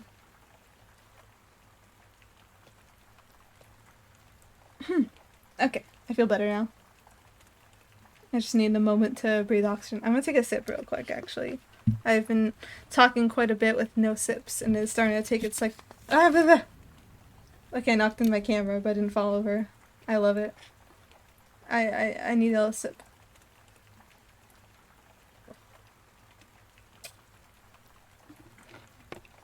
Oh. I'm sipped up right now. Yeah, seems like it has a pretty damn good rating. We'll read a couple chapters and then maybe switch over to some game or some such. The night's still young, baby. Just to, like, rest my throat a bit. Because I do want to keep streaming, but I don't... I'm getting a bit sleepy of reading. Because I've been doing it. Because I'm sleepy, okay? I'm sleepy, be nice to me. So I'll read a bit. The chapters aren't very long, it seems. It was a gray and cloudy day where neither sun nor storm held sway, Adeline muttered, recalling the old poem as she looked out the window. The weather was every bit as moody as she felt, waiting for her brother to enter the room. She ought to be overjoyed to see him again, after the near 3 harvests come and gone. She knew, but the news she had to deliver... Well, no one wanted to be the bearer of such news. If anything, she would have preferred for her father to be here, but he was not, and it fell to her to handle such matters. Not that Adeline felt she could complain, as there were worse mantles to bear than that. Straightening her posture, she stared ahead as the room's door swung open. The man standing there was barely recognizable as her brother, leaving Adeline blinking. He had grown out his beard, hiding his lower face behind the dark whiskers. His hair was also long and slightly ragged, hanging down past his shoulders. Despite his dress attire, bearing the emblem of the royal knighthood, the impression he gave was wariness, with a dull expression that brightened as he looked her over. Adeline supposed she also looked different from what he remembered. Practically demanded she did not wear the ribbon dress that used to be her favorites. A silk tunic and trousers, nowhere near as fanciful but far better suited for activity, were her usual attire on a typical day. Perhaps she could have taken the time to freshen up and put on something more formal, but she would have had to rush doing it. There'd simply been no point. Adeline, he said, removing his cloak. Myron Hallowscroft, she replied instinctively.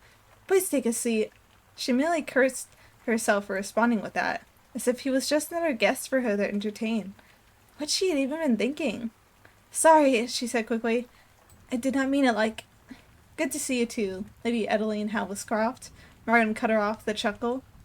At least he wasn't holding it against her. He turned and handed his cloak off to his servant behind him, then walked around to a post opposite where she was standing.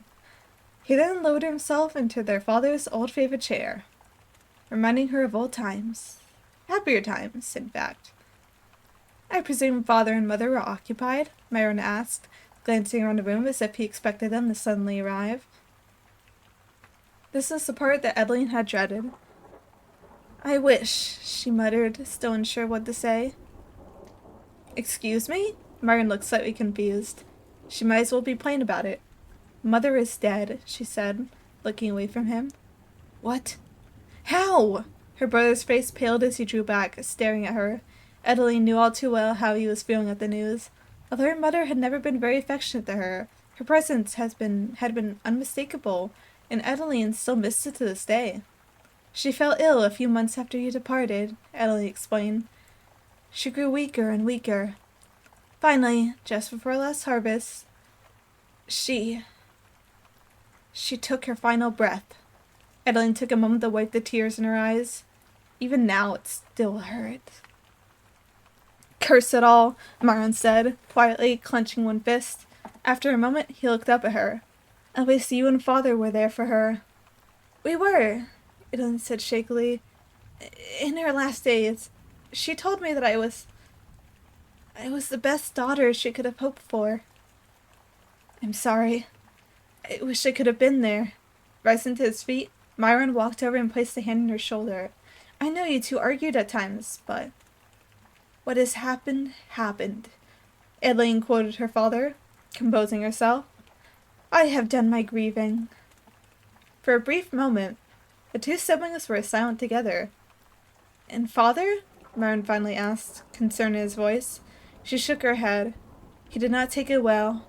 Since then, he has spent nearly all his time at the summer house, in solitude. Wait then, is he not tending to his duties? Then who took on those? It fell to me, of course.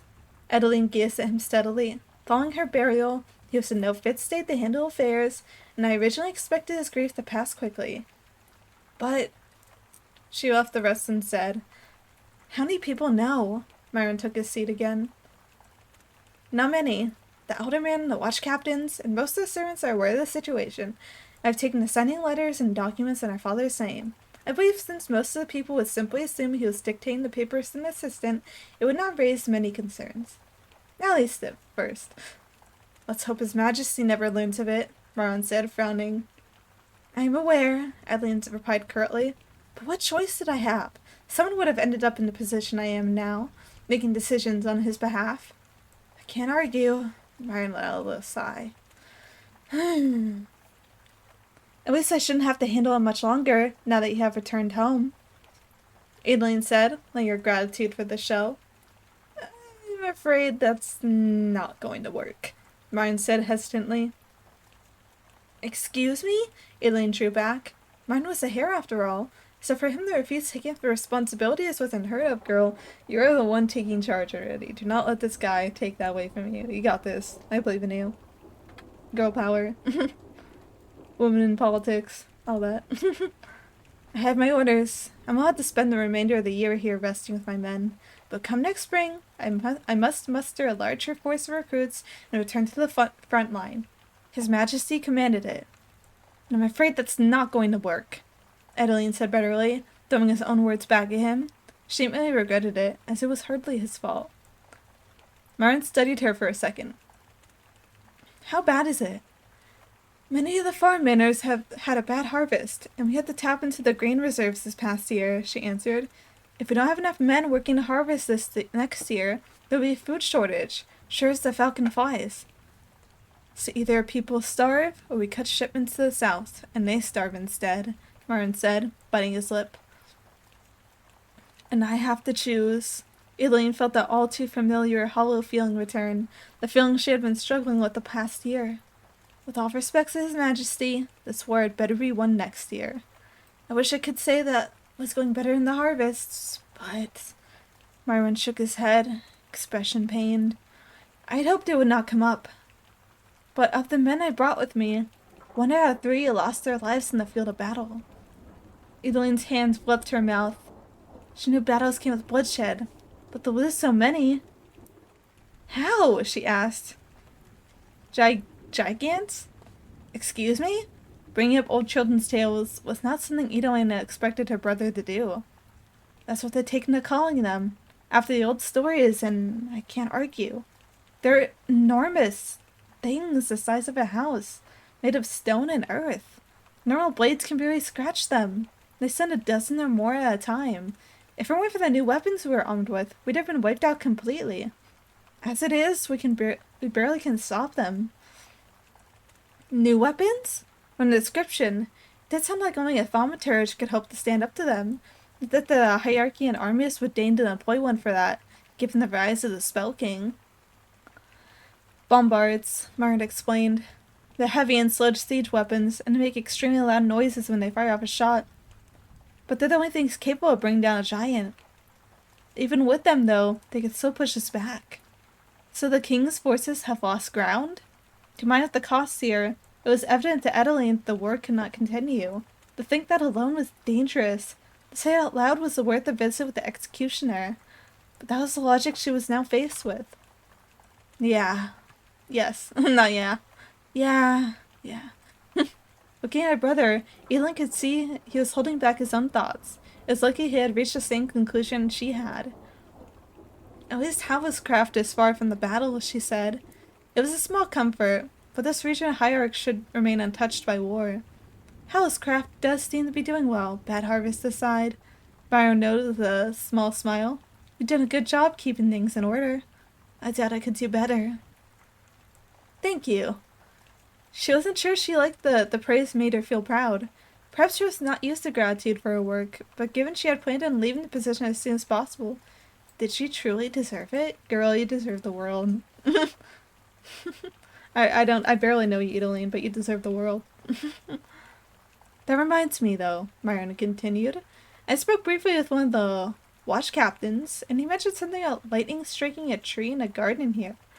What happened? Oh, that. Edeline did her best to keep a calm face, but inwardly she was panicking. How had he found out about that?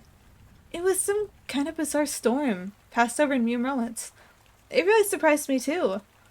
You sure it wasn't a thaumaturge? I'd hope none of the Spell King's agents were at work here, but... The watch found no sign of one, she answered, hoping he'd change the subject. Oh, better be on guard then. Still, you're probably right. Aether could have just been capricious. I could certainly use less capricious luck right now, Edeline grumbled. You, me, and everyone else, her brother said, agreeably. Despite his tone, for a brief moment she swore she could see a troubled look in his eyes, but passed quickly. Oh, that reminds me. I know my father had mentioned the possibility of me courting the younger daughter of Lord Kelshire. Did anything else ever come of that? Lord Kelshire, she said slowly, searching her thoughts. It had never been mentioned to her, and she had not seen any papers or messages on the subject. There's nothing I know of on the matter, unfortunately. I see, Maron said. I suppose it would fall to me to pursue the matter, but I doubt it would go very far with the ongoing war. Well, so be it. Adeline supposed he had a point. It would be hard to continue courting women when he would soon be called back to the battlefield. I suppose that is why I had not received any such offers either, she said. This was actually a small lie, as there had been one. However, it had been from some merchant whose name she had not recognized, so she had discarded the letter. She's like, oh, no thank you. Bye. I'm sure you are so very distraught and have men knocking upon your door daily, Myron teased. It'd be a change of pace, Edeline said, finding herself smiling. It had been so long since she and her brother had been able to casually converse. She had missed it dearly. Unfortunately, marriage will have to wait, Marion said. Speaking of waiting, I need to arrange room and board for my men. While some can return to their homes, others won't be able to make the journey overnight. I can draft a promissory note if need be, assuming you require the use of a boarding house. It probably would be a minor annoyance for the owner, but she could ensure that at least they were well paid for the trouble. I'd better go see if they have the rooms, Marin said, rising to his feet. Leaving so soon? She caught herself frowning. We barely had time to talk. It's well past midday, and I need to see us done before nightfall. We could talk tomorrow, once the men are settled. Tomorrow? Edeline shot her brother a confused look. Did you not want to spend the night here? Ah, that. Marion looked down. I had wanted to show the men some appreciation by sharing round drinks with them. Getting back here after that might be difficult. Please not drink too heavily, she replied, hoping it still remembered that one time a town watch member had drunkenly vomited right outside their front doors. The man was for leave to duty the next day. Edeline couldn't recall ever seeing her father quite so angry. I promise I'm no drunkard, Marion snorted, feigning anger. I'll hold you to that. Edeline stood up herself, taking a few steps towards Myron. But if you wait a moment, I can get that note ready. Yes, I suppose I'd better go, he replied. Can't have you being late for arms practice, can we? I regret telling you about that, she grumbled. Besides, I haven't the time for that these days. This was also a lie, but she was able to tell him what she had been focusing on instead. You do know our father knew about it, right? Aileen stepped back in surprise. He did? She had taken great care to get out of sight on her days off, and thought the coin she passed that one watchman was enough to get him to keep silent about the matter. He told me while Mother didn't like it, he felt it was for the best. I'd wager he had Princess Splendora in mind. Aileen closed her eyes, knowing all too well how sore a point the death of the princess was. She wondered if father had ever forgiven himself. Either way, she had a note to prepare. Aileen walked over to the bell pull, calling for a servant with a sharp ring. Almost immediately, the door swung open to reveal her maidservant Lindra. The older woman had to have been waiting near the door just in case anything was needed. "You rang, my lady?" Lindra asked, voice formal. "Bring me a paper and a quill," Aileen said. Lindra nodded her head, almost a slight bow, and turned and walked out. "Good to see she's doing well," Myron commented. It was an understandable sentiment. Lindra is the longest tenured servant they had, having worked as her maid ever since Aileen was a mere babe. Lindra soon returned with the requested pen and paper, and Aileen immediately set to work writing out the note. Over the past few years, the busy work of drawing up official papers had become routine. Far too routine. Finishing the promissory note, Aileen handed it to her brother. "This should cover the cost." "Thank you." Myron rolled up the note before tucking inside his belt. Aileen resisted the urge to wince, as she was not entirely sure the ink had dried. There was nothing that could be done about it now, anyhow. If he ended up requiring a new note, he'd have to return to her. "Do promise you will visit again tomorrow," Aileen found herself suddenly saying. Brother's eagerness to leave made her worried. Perhaps he was not entirely comfortable back home. After so long away, she would be able to discuss the matter with him later, once he had settled in. "But the Spell King's armies couldn't keep me away. Nothing else can," Rowan said with a smirk. "You can bet I will be back tomorrow." Aileen smiled back. Despite her reservations and worries, she had to admit it made her happy, having Myron around again. She saw him to the front door. "Aether guide you." "Likewise," he answered, stepping outside. "Take care, sister." She stepped back and closed the door gently. After standing there for a moment thought, she turned to go back to other matters.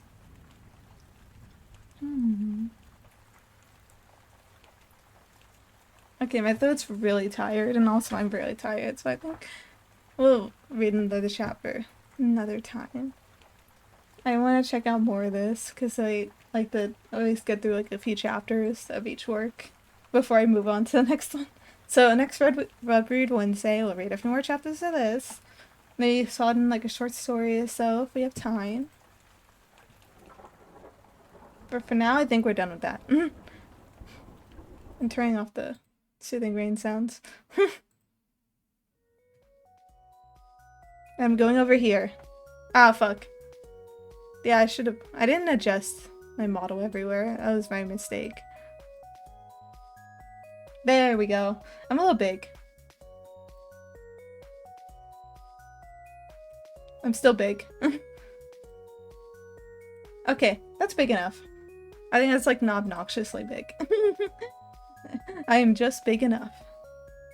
Yay. You know, actually, I could end stream now, or I could do something really funny. I'm gonna have to change some stuff though.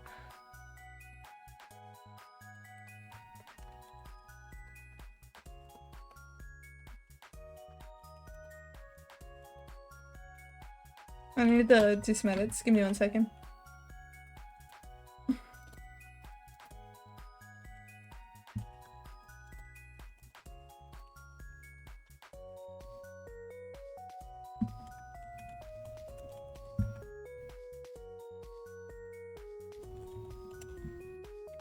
Okay.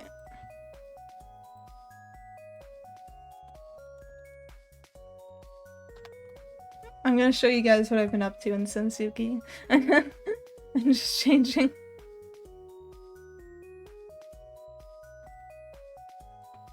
I'm changing this stream information.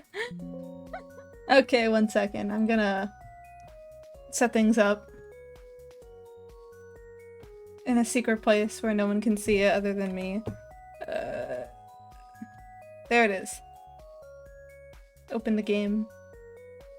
Open the game cowardly. I'm gonna show you guys my fucking Sensuki playthrough right now. Game capture, change it to... Okay. Oh yeah, it's picking up. Okay, the game's still loading. There we go.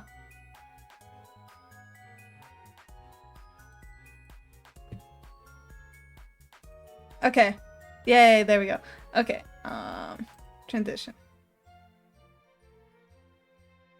Here we go. There we go. We're here now. I'm using... I know how studio mode works now. Nothing can stop me.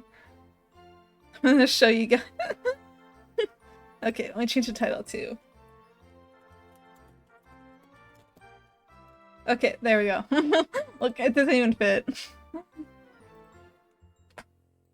I'm mid playthrough. I'm not gonna start another playthrough. I'm gonna show you guys my save. Which one's the latest one? This one probably. Just making sure, you know. Okay, it's in the Virginia's images. I full screen it? I hope that full screen works. Okay. Yeah, here we go. Look at my stuff. Look at my stuff. Look! I drew a custom jacket for Erna. I couldn't get the arms to work. I had custom sleeves. I could not get them to fucking work, but it didn't matter that much to me. It's a little annoying because she has her little things on the sleeves, but the jacket looks awesome. And with Bella, I didn't realize you could do custom stuff, so I didn't do- I made her hair in the program. It took a while. Well, look at her. I might make her a custom, like, outfit too at some point. Her outfit's pretty accurate to the point it doesn't bother me too much. Somewhat. There are definitely parts that need to change. But, like, Ernest's outfit was so far off originally, but basically what I did is I had the model, I looked for the model PSD in the files, and I just drew over that. So I'll probably, like, do one for Bella too at some point. But then I'd have to do the sleeves. The sleeves are so hard. I tried to get them to work, but they just won't clip on the model correctly. I need to ask people how to get them to clip into the model. But yeah, let me show you guys my merch room. I have mental illness, and that's never gonna be cured. No, these guys aren't a ship. They're just two ladies who know each other. They're so good. Look at it. And I have my Erna Bella doujinshi that I wrote. My Erna Bella books. And my Erna Bella merch in the random ass fucking plant. I need to buy more. I have a cap. And I have more merch, but I can't post any of it up because I hit my cap. But I will be as soon as I increase my space. But yeah, Erna Bella supremacy, everybody. God, what was I even doing? Oh yeah, I got the Tamagotchi. Though there's not very much to do right now. I don't have a wardrobe for them. Do I need to take care of them? Do they need food? I don't have any food.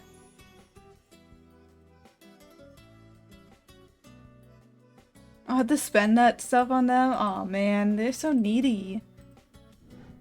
What the hell? What breed Wednesday has come OC ship Wednesday. I want to put more OC ships in here though. I'm gonna put Kelsey and Elaine. I mean, are they a ship? Are they? Who knows? I'm gonna put Kelsey and Elaine here. I feel like I definitely have to draw Elaine's hair though, which is kind of scary. But I think I have brushes. I can do it. I've drawn his hair before. Usually a very simplistic style, like, you know, like inserts in time. That's my first example that comes up in my head. I've drawn his hair like that usually, and I just like add a bit of detail work with the brushes. But yeah. Let's see. Oh yeah, there's an event coming up in a few days. Let's see. Bella Center only. Oh, I can put more stuff in my booth now. Oh no, I can't. Not really. It's okay. Let's see. It's a day, and I have like a lot of like writing requests, so I guess I could go out and like get some more ideas. How much do I have? I don't have anything good right now. Yeah, so I definitely have to go out and like do some more information gathering. This game It's fucking awesome, I gotta say. It was literally made to appeal to me. This is just what I do every day, but like gamified. I just get home and write every day. And I turn in and then I make a video game. It's just that being mentally ill about characters. I'm like, oh fuck, that's literally me. That's literally me. And I can't get enough of it. One of my friends is doing like this game with Eitaku in it. Icho and Takumi from 100 Line Last One's Academy, which is hilarious. I've written my fair share of Eitaku though at this point. I understand. It's not my favorite underline shit. I think I've just been overexposed to it at this point to where I don't particularly feel like super attached to it. But it is like a... I still enjoy the ship. The normal amount, of course.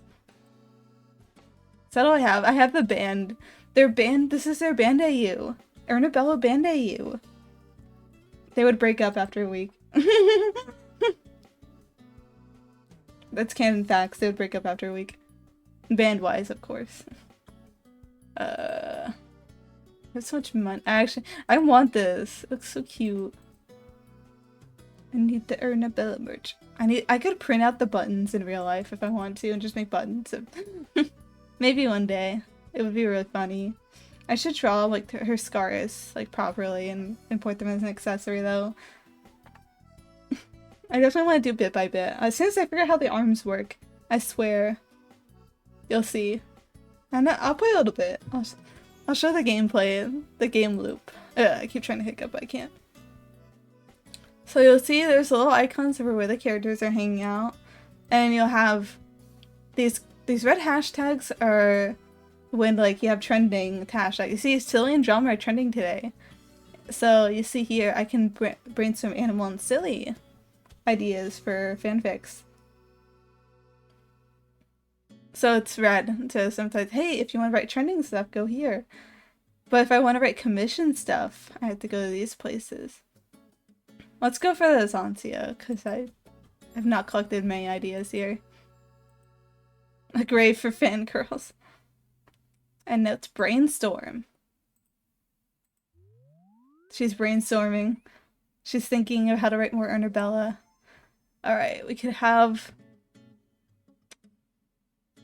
Seeking Enlightenment sounds good. Let's save that one.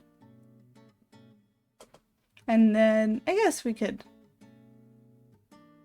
Yeah, let's get some creativity in our veins. Getting the merch out, lady. I got you. Let's get out of here. Alright.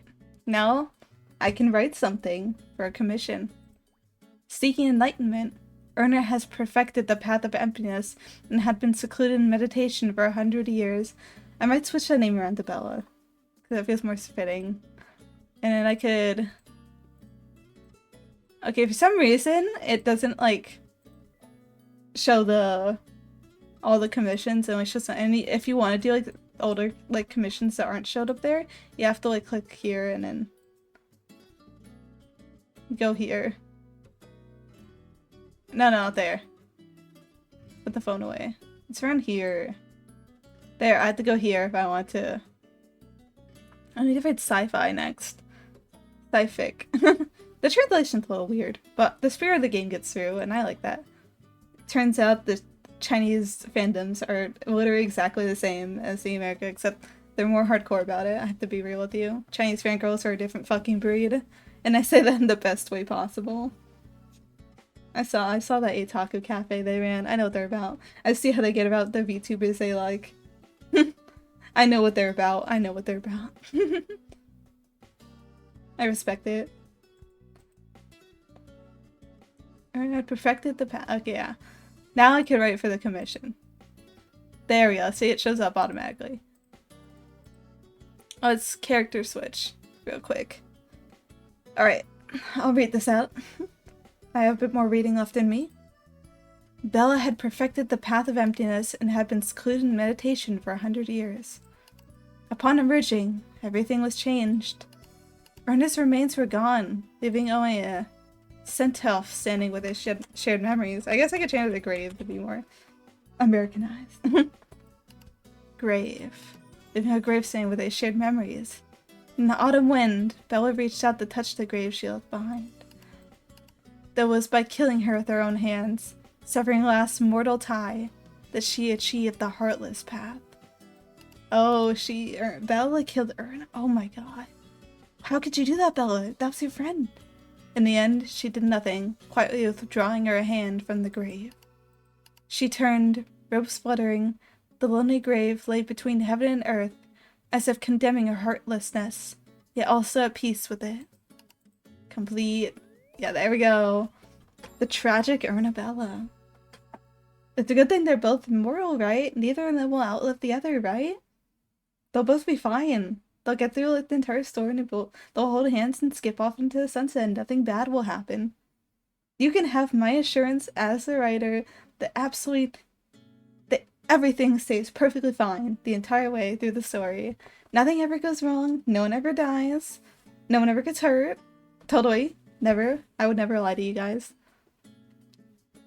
And I would never ever killed a character off. Especially not one named Serena. I would never kill Serena off. She's so sweet. Anyways, I'll never kill Dory off either. Like, I named Dory. Who is he again, actually? I don't even remember writing a character like that, TBH. I suck. Okay. Let's get hits. Wait, they're really dead? I can't handle this. I'm gonna eat a Bella. I cried. Just spicy enough for me, yeah, boy. Me too, man, me too. Oh, she got like 43 followers. I wish I could get 43 followers from Winfic too. I wish that was my life. I haven't posted anything in a while, but I'm gonna try working on editing a piece for Koala's birthday day tomorrow, actually. Jesus. I need to get on the editing grind. You can also use your energy to stay up late. I usually do that when I have like multiple prompts I need to log in on doing, but I don't have any other prompts I can do right now, really. Drama's trending, but I don't know.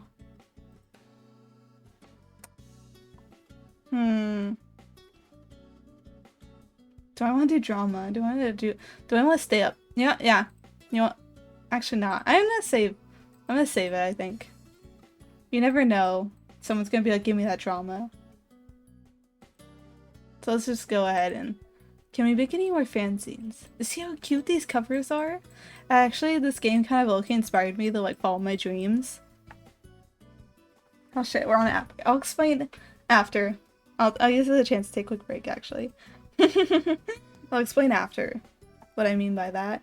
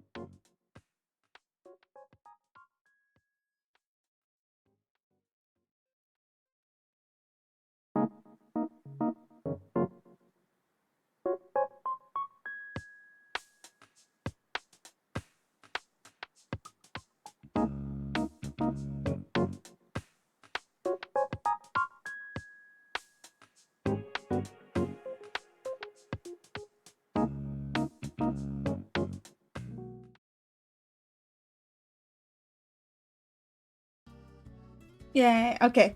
I can explain now what this game inspired me to do, which is very important. Uh, I commissioned someone to draw a cover for a 100-line fan book I want to print. And my plan is to print it and bring it to a 100-line event that's planned to happen in a couple months.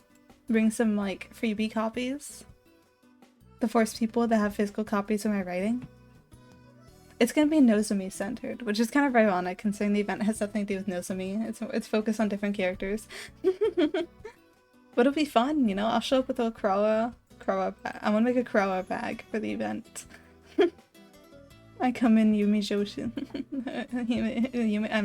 Hime Joshi build and ready to go. I did not do self-ship. Hime Joshi build. I'm gonna be so fucking ready.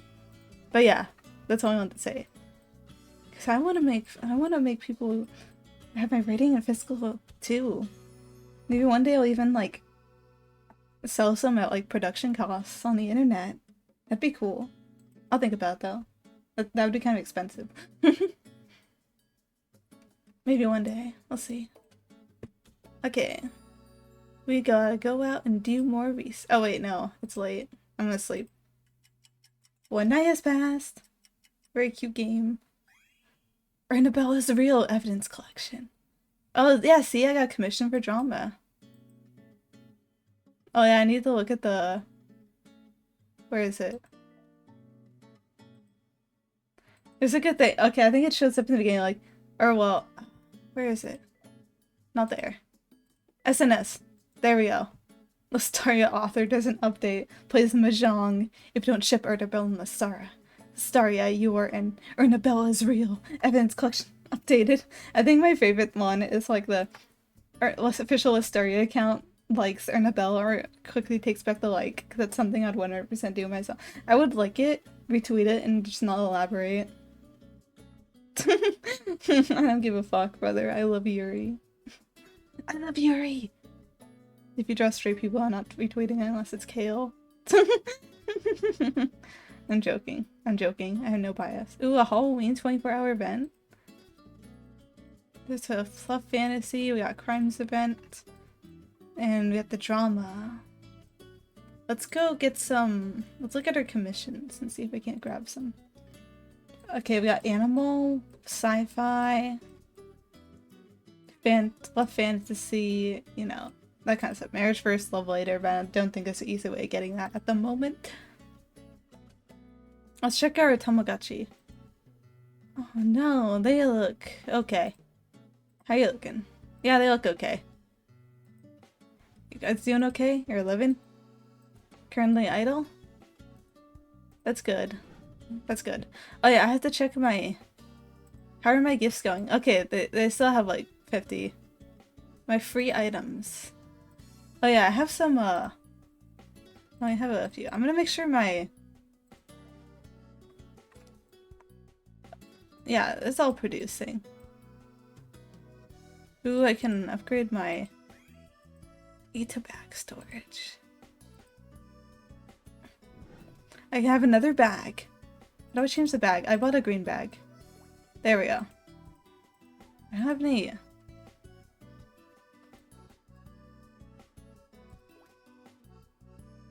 Oh yeah, that'll be the insert. I'm gonna put the little freebie in here. Do I not have any?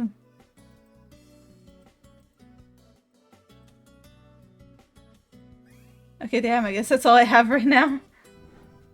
I will put more stuff in that bag soon, I swear. I was like, damn, I thought I have like a lot of merch.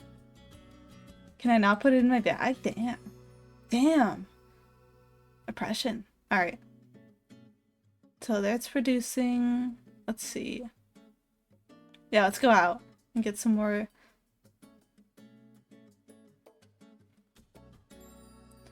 Oh, look, she's there. She's in the movie. Actually, I'll get another crime story I could use to, you know, for that one 12-hour event. Yeah, let's go. Hello. Cordelia! Oh yeah, that's my screen name. XXX Toxic Yuri Lover XXX. Feels like Toxic Yuri Lover is getting quite a following lately. I'm just gonna say toxic. I'm not saying that whole thing. I want Toxic Yuri Lover to get more attention, more comments. But sometimes it just gets under my skin. She's so Cordelia gets upset too. But why? Because she is gay for you. My little protagonist. She is gay for you. Oh wait, I skipped it. Especially when I see readers leaving longer comments than mine. Those comments are full of random tangents, more flowery than actual work like this showing off. When I write long comments, I try to stay calm and objective no matter how excited I am, so my words don't unduly influence the creator. Oh, she's so jealous. Sometimes I wonder if reading such over-the-top long comments might actually burden the author. What do you think, Toxic Yuri Lover? It could be over. I'm gonna agree with her so I can get her affection point. Actually, like you said, sometimes my comments I don't quite understand, it really stresses me out. Of course, I know that as a creator, I shouldn't be picky about sincere comments from readers, but that anxiety is real, or more precisely, its pressure. Readers misinterpret my thoughts and love the misinterpreted version of me. I can't help wondering, what about next time? What will happen then? In my next work, my writing starts to change unconsciously. The more enthusiastic the praise, the more I change, trying to live up to that version of me they describe in their comments, the me they see. So that's what it is. I think I get it now. These feelings you've been having lately as your fanbase grows. I guess nothing's ever easy. Nothing, even fun things like fan works, even for talented creators like you. I won't let it scare me off. Because I have readers like you walking this path with me. Bro, just kiss her already. Yeah, took the words right out of my mouth. For being a toxic Yuri lover, you're sure not really into getting to the Yuri part of your life. Okay, let's watch a movie. Oh wait, I meant to not. No, I can't do it now. Aw, I'm so pissed at myself. Just leave, I guess. I wasted my life. I guess I gotta level this up now. I guess.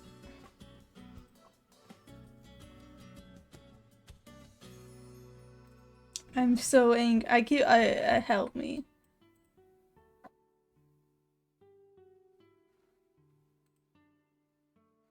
Oh yeah, I could, I think I could build anything here right now though. Or if I can, I'd rather.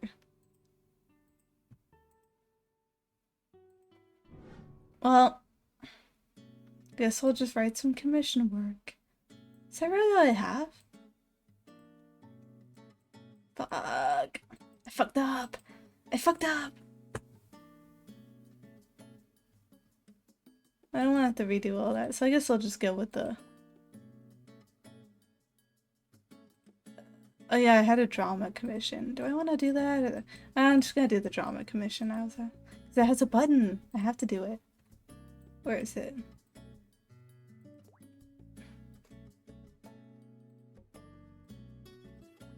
I could finish Moonstone. Amid the shifting tides of power, the youths grew up. Their father's health steadily declined, and the family assets became a slab of meat, attracting greedy predators watching hungrily from the shadows. The night before the family was to announce a new heir, Bella disappeared without warning. Her escape had long been planned, plunging everything into chaos. When Erna heard the news, she froze for a moment, then burst into sudden laughter, clutching the table.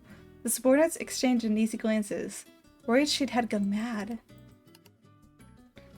The very next day, she issued a bounty in the black market for Bella's whereabouts. It was as if she had vanished off the face of the earth, leaving no trace behind. This is really ironic. This is really funny to me for reasons that I cannot say. Everyone said Bella was dead. But only Erna didn't believe it. That person? She murmured, a voice so low as almost inaudible. She won't die. After Bella's silent departure, Erna naturally became the heir, forced to shoulder the role. learning to deal with blood, schemes, profits, betrayal, and everything else that came with being the head of a mafia syndicate. Luckily, she encountered a secret ally. The man was called Lightning. Is it a man or... Okay. No, I got a name. You know what? I have the perfect name. Menace. Menace is a god that is relevant to the story of Lestaria. TDR. He's very nice. He's part of the Delta 6, head of the Guardian Council on the Ares. Very powerful dude. Has the power of the concept of matter, which is kind of scary, but he's very nice about it. And he actually likes her now. Not many of the gods like her, but he likes her. And he trusts her. They're homies. Okay, that's why I picked his name. Luckily, she encountered a secret ally. The man was called Menace. She provided intelligence, taught her how to handle affairs, and helped the young Erna root herself in the world of chaos. Though they never met, the youth's reliance on this figure was no less than on a father. As the father's health continued to decline, ill-intentioned eyes grew in number. In the legends of the underworld, the original heir Bella had gone missing, life or death unknown. Erna, on the other hand, was said to be a weak and useless young master, making everyone eager to take a slice of the pie. On the night the dying patriarch finally passed, the whole underground world held its breath, waiting for the rise of a new leader. And to everyone's surprise, the supposedly feeble, indulgent Erna showed a thunderous display of power that stunned the entire underworld. She summoned those subordinates who had harbored ambition and malice towards the family to a feast. The banquet lasted an hour. When the door opened, there was one corpse left in the room, and 3 now obedient, utterly submissive dogs. The dead man's territory was swiftly carved up. Everyone continued to kneel before the new boss, as if no rebellion had ever taken place. Young master, I mean boss. The subordinate nervously followed behind Erna, letting out a breath of relief, only after seeing their face remain calm. That's delayed to me. I mean boss. I mean, I would never call a boss in a polite. I mean, it's like what you call. It's like how you call your boss. Show her respect. And show. And they're just like you don't have to do that. You don't have to do this. He sucks. They no longer knew how to read this new version of Erna. Since Bella's disappearance, she seemed to have grown up overnight. All handled? Good. Notify Menace. Bury them. Cleanly. Erna hung up the phone and looked at the night sky, expressionless. Perhaps she had once been weak, foolish, but that she now could hold her own. She would prove herself stronger than Bella, even if that person had vanished without a trace. She ran away. She was the real coward, the traitor. Father, are you watching? Bella never reappeared. From then on, Erna never spent her birthday alone again. She had entered the upper class, and her organization expanded at an astonishing pace. Her birthday had become a symbol of status, a grand affair where elites scrambled for an invitation. The bigger the syndicate grew, the more people surrounded Erna. Some adored her, some feared her. I could tell they typoed a bit with, like, the pronoun replacement here. Because I haven't both, like, said, like, to she, her. Some feared Herm. Some respected her. But she still felt unbearably alone. Her head spinning with drink, Erna climbed to the second floor to get some fresh air. The room was dark. Besides the moonlight streaming in from the window, only the moonstone pendant gave off a faint, glowing light. Had she drunk too much? She could have sworn there was a familiar silhouette standing at the windowsill. Erna. Happy birthday, she said. Erna rubbed her tired eyes, but when she opened them again, she was gone, as if it had all been a dream. Oh, there's another part? She stared at the indigo sky, at the underground kingdom she had built, and felt an overwhelming loneliness rise within her. Completed. Oh, I can't wait to see part 3. This one has me gripped by the balls. There we go. Let's see. Yeah, let's do the give me some drama. Post. Gangster movie. Married for good, Ernabella. I appreciate you.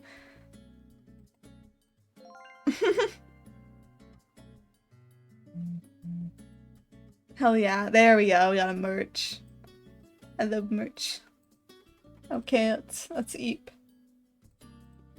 When's the Bella Center only? It's coming up. Oh, Fluff. We got Fluff again. Alright, that's enough. I just wanted to show a bit and I got distracted. I'll save over here. Okay.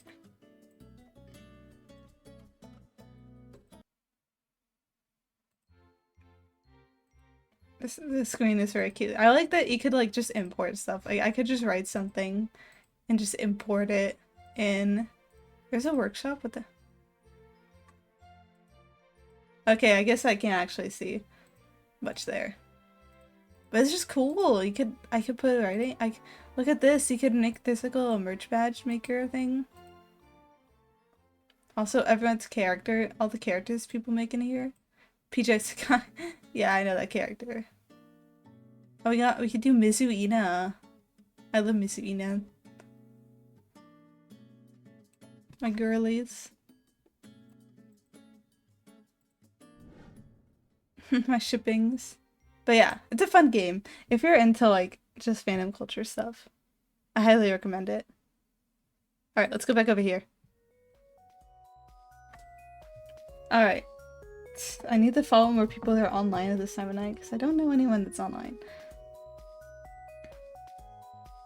I guess I could go back to the writing and reading category and see if there's anyone I wish to bother. Catfish. Ooh, working on a homebrew. This person seems cool. Let me check out their socials real quick. I want to do a quick you know, check. This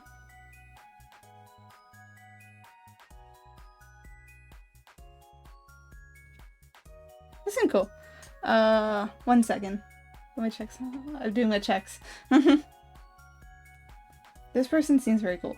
Let's bug them. And they're still online, and they're not gonna like immediately. I don't want to bother people if they're just gonna about to go to sleep and make them feel like they have to stay awake longer. Alright. Let's see if I can even write. Yeah, there we go. Intended for mature audiences. It's okay. So are we. Okay, let's go bother this person. They're making a TRPG. That seems cool. I think people do things are really, really cool. Alright. Have a good night, everybody. We'll be back. I don't even remember when I said my next stream would be. 1 second. I was trying to remember at work, but I genuinely could not. I was like, I said I'd do it at some point. Don't remember when. Okay. Saturday. Oh, I might squeeze in something in between. I still want to play that idle clicker game. But yeah, sometime in between. Let's just run off into the horizon. Good night, everybody. Sleep well. Don't die. I'll try not to die either. And I hope next time I have cool things to show you guys, because I love doing cool things. I'm doing so many cool things right now. Okay, good night, everybody. Attack, attack, attack.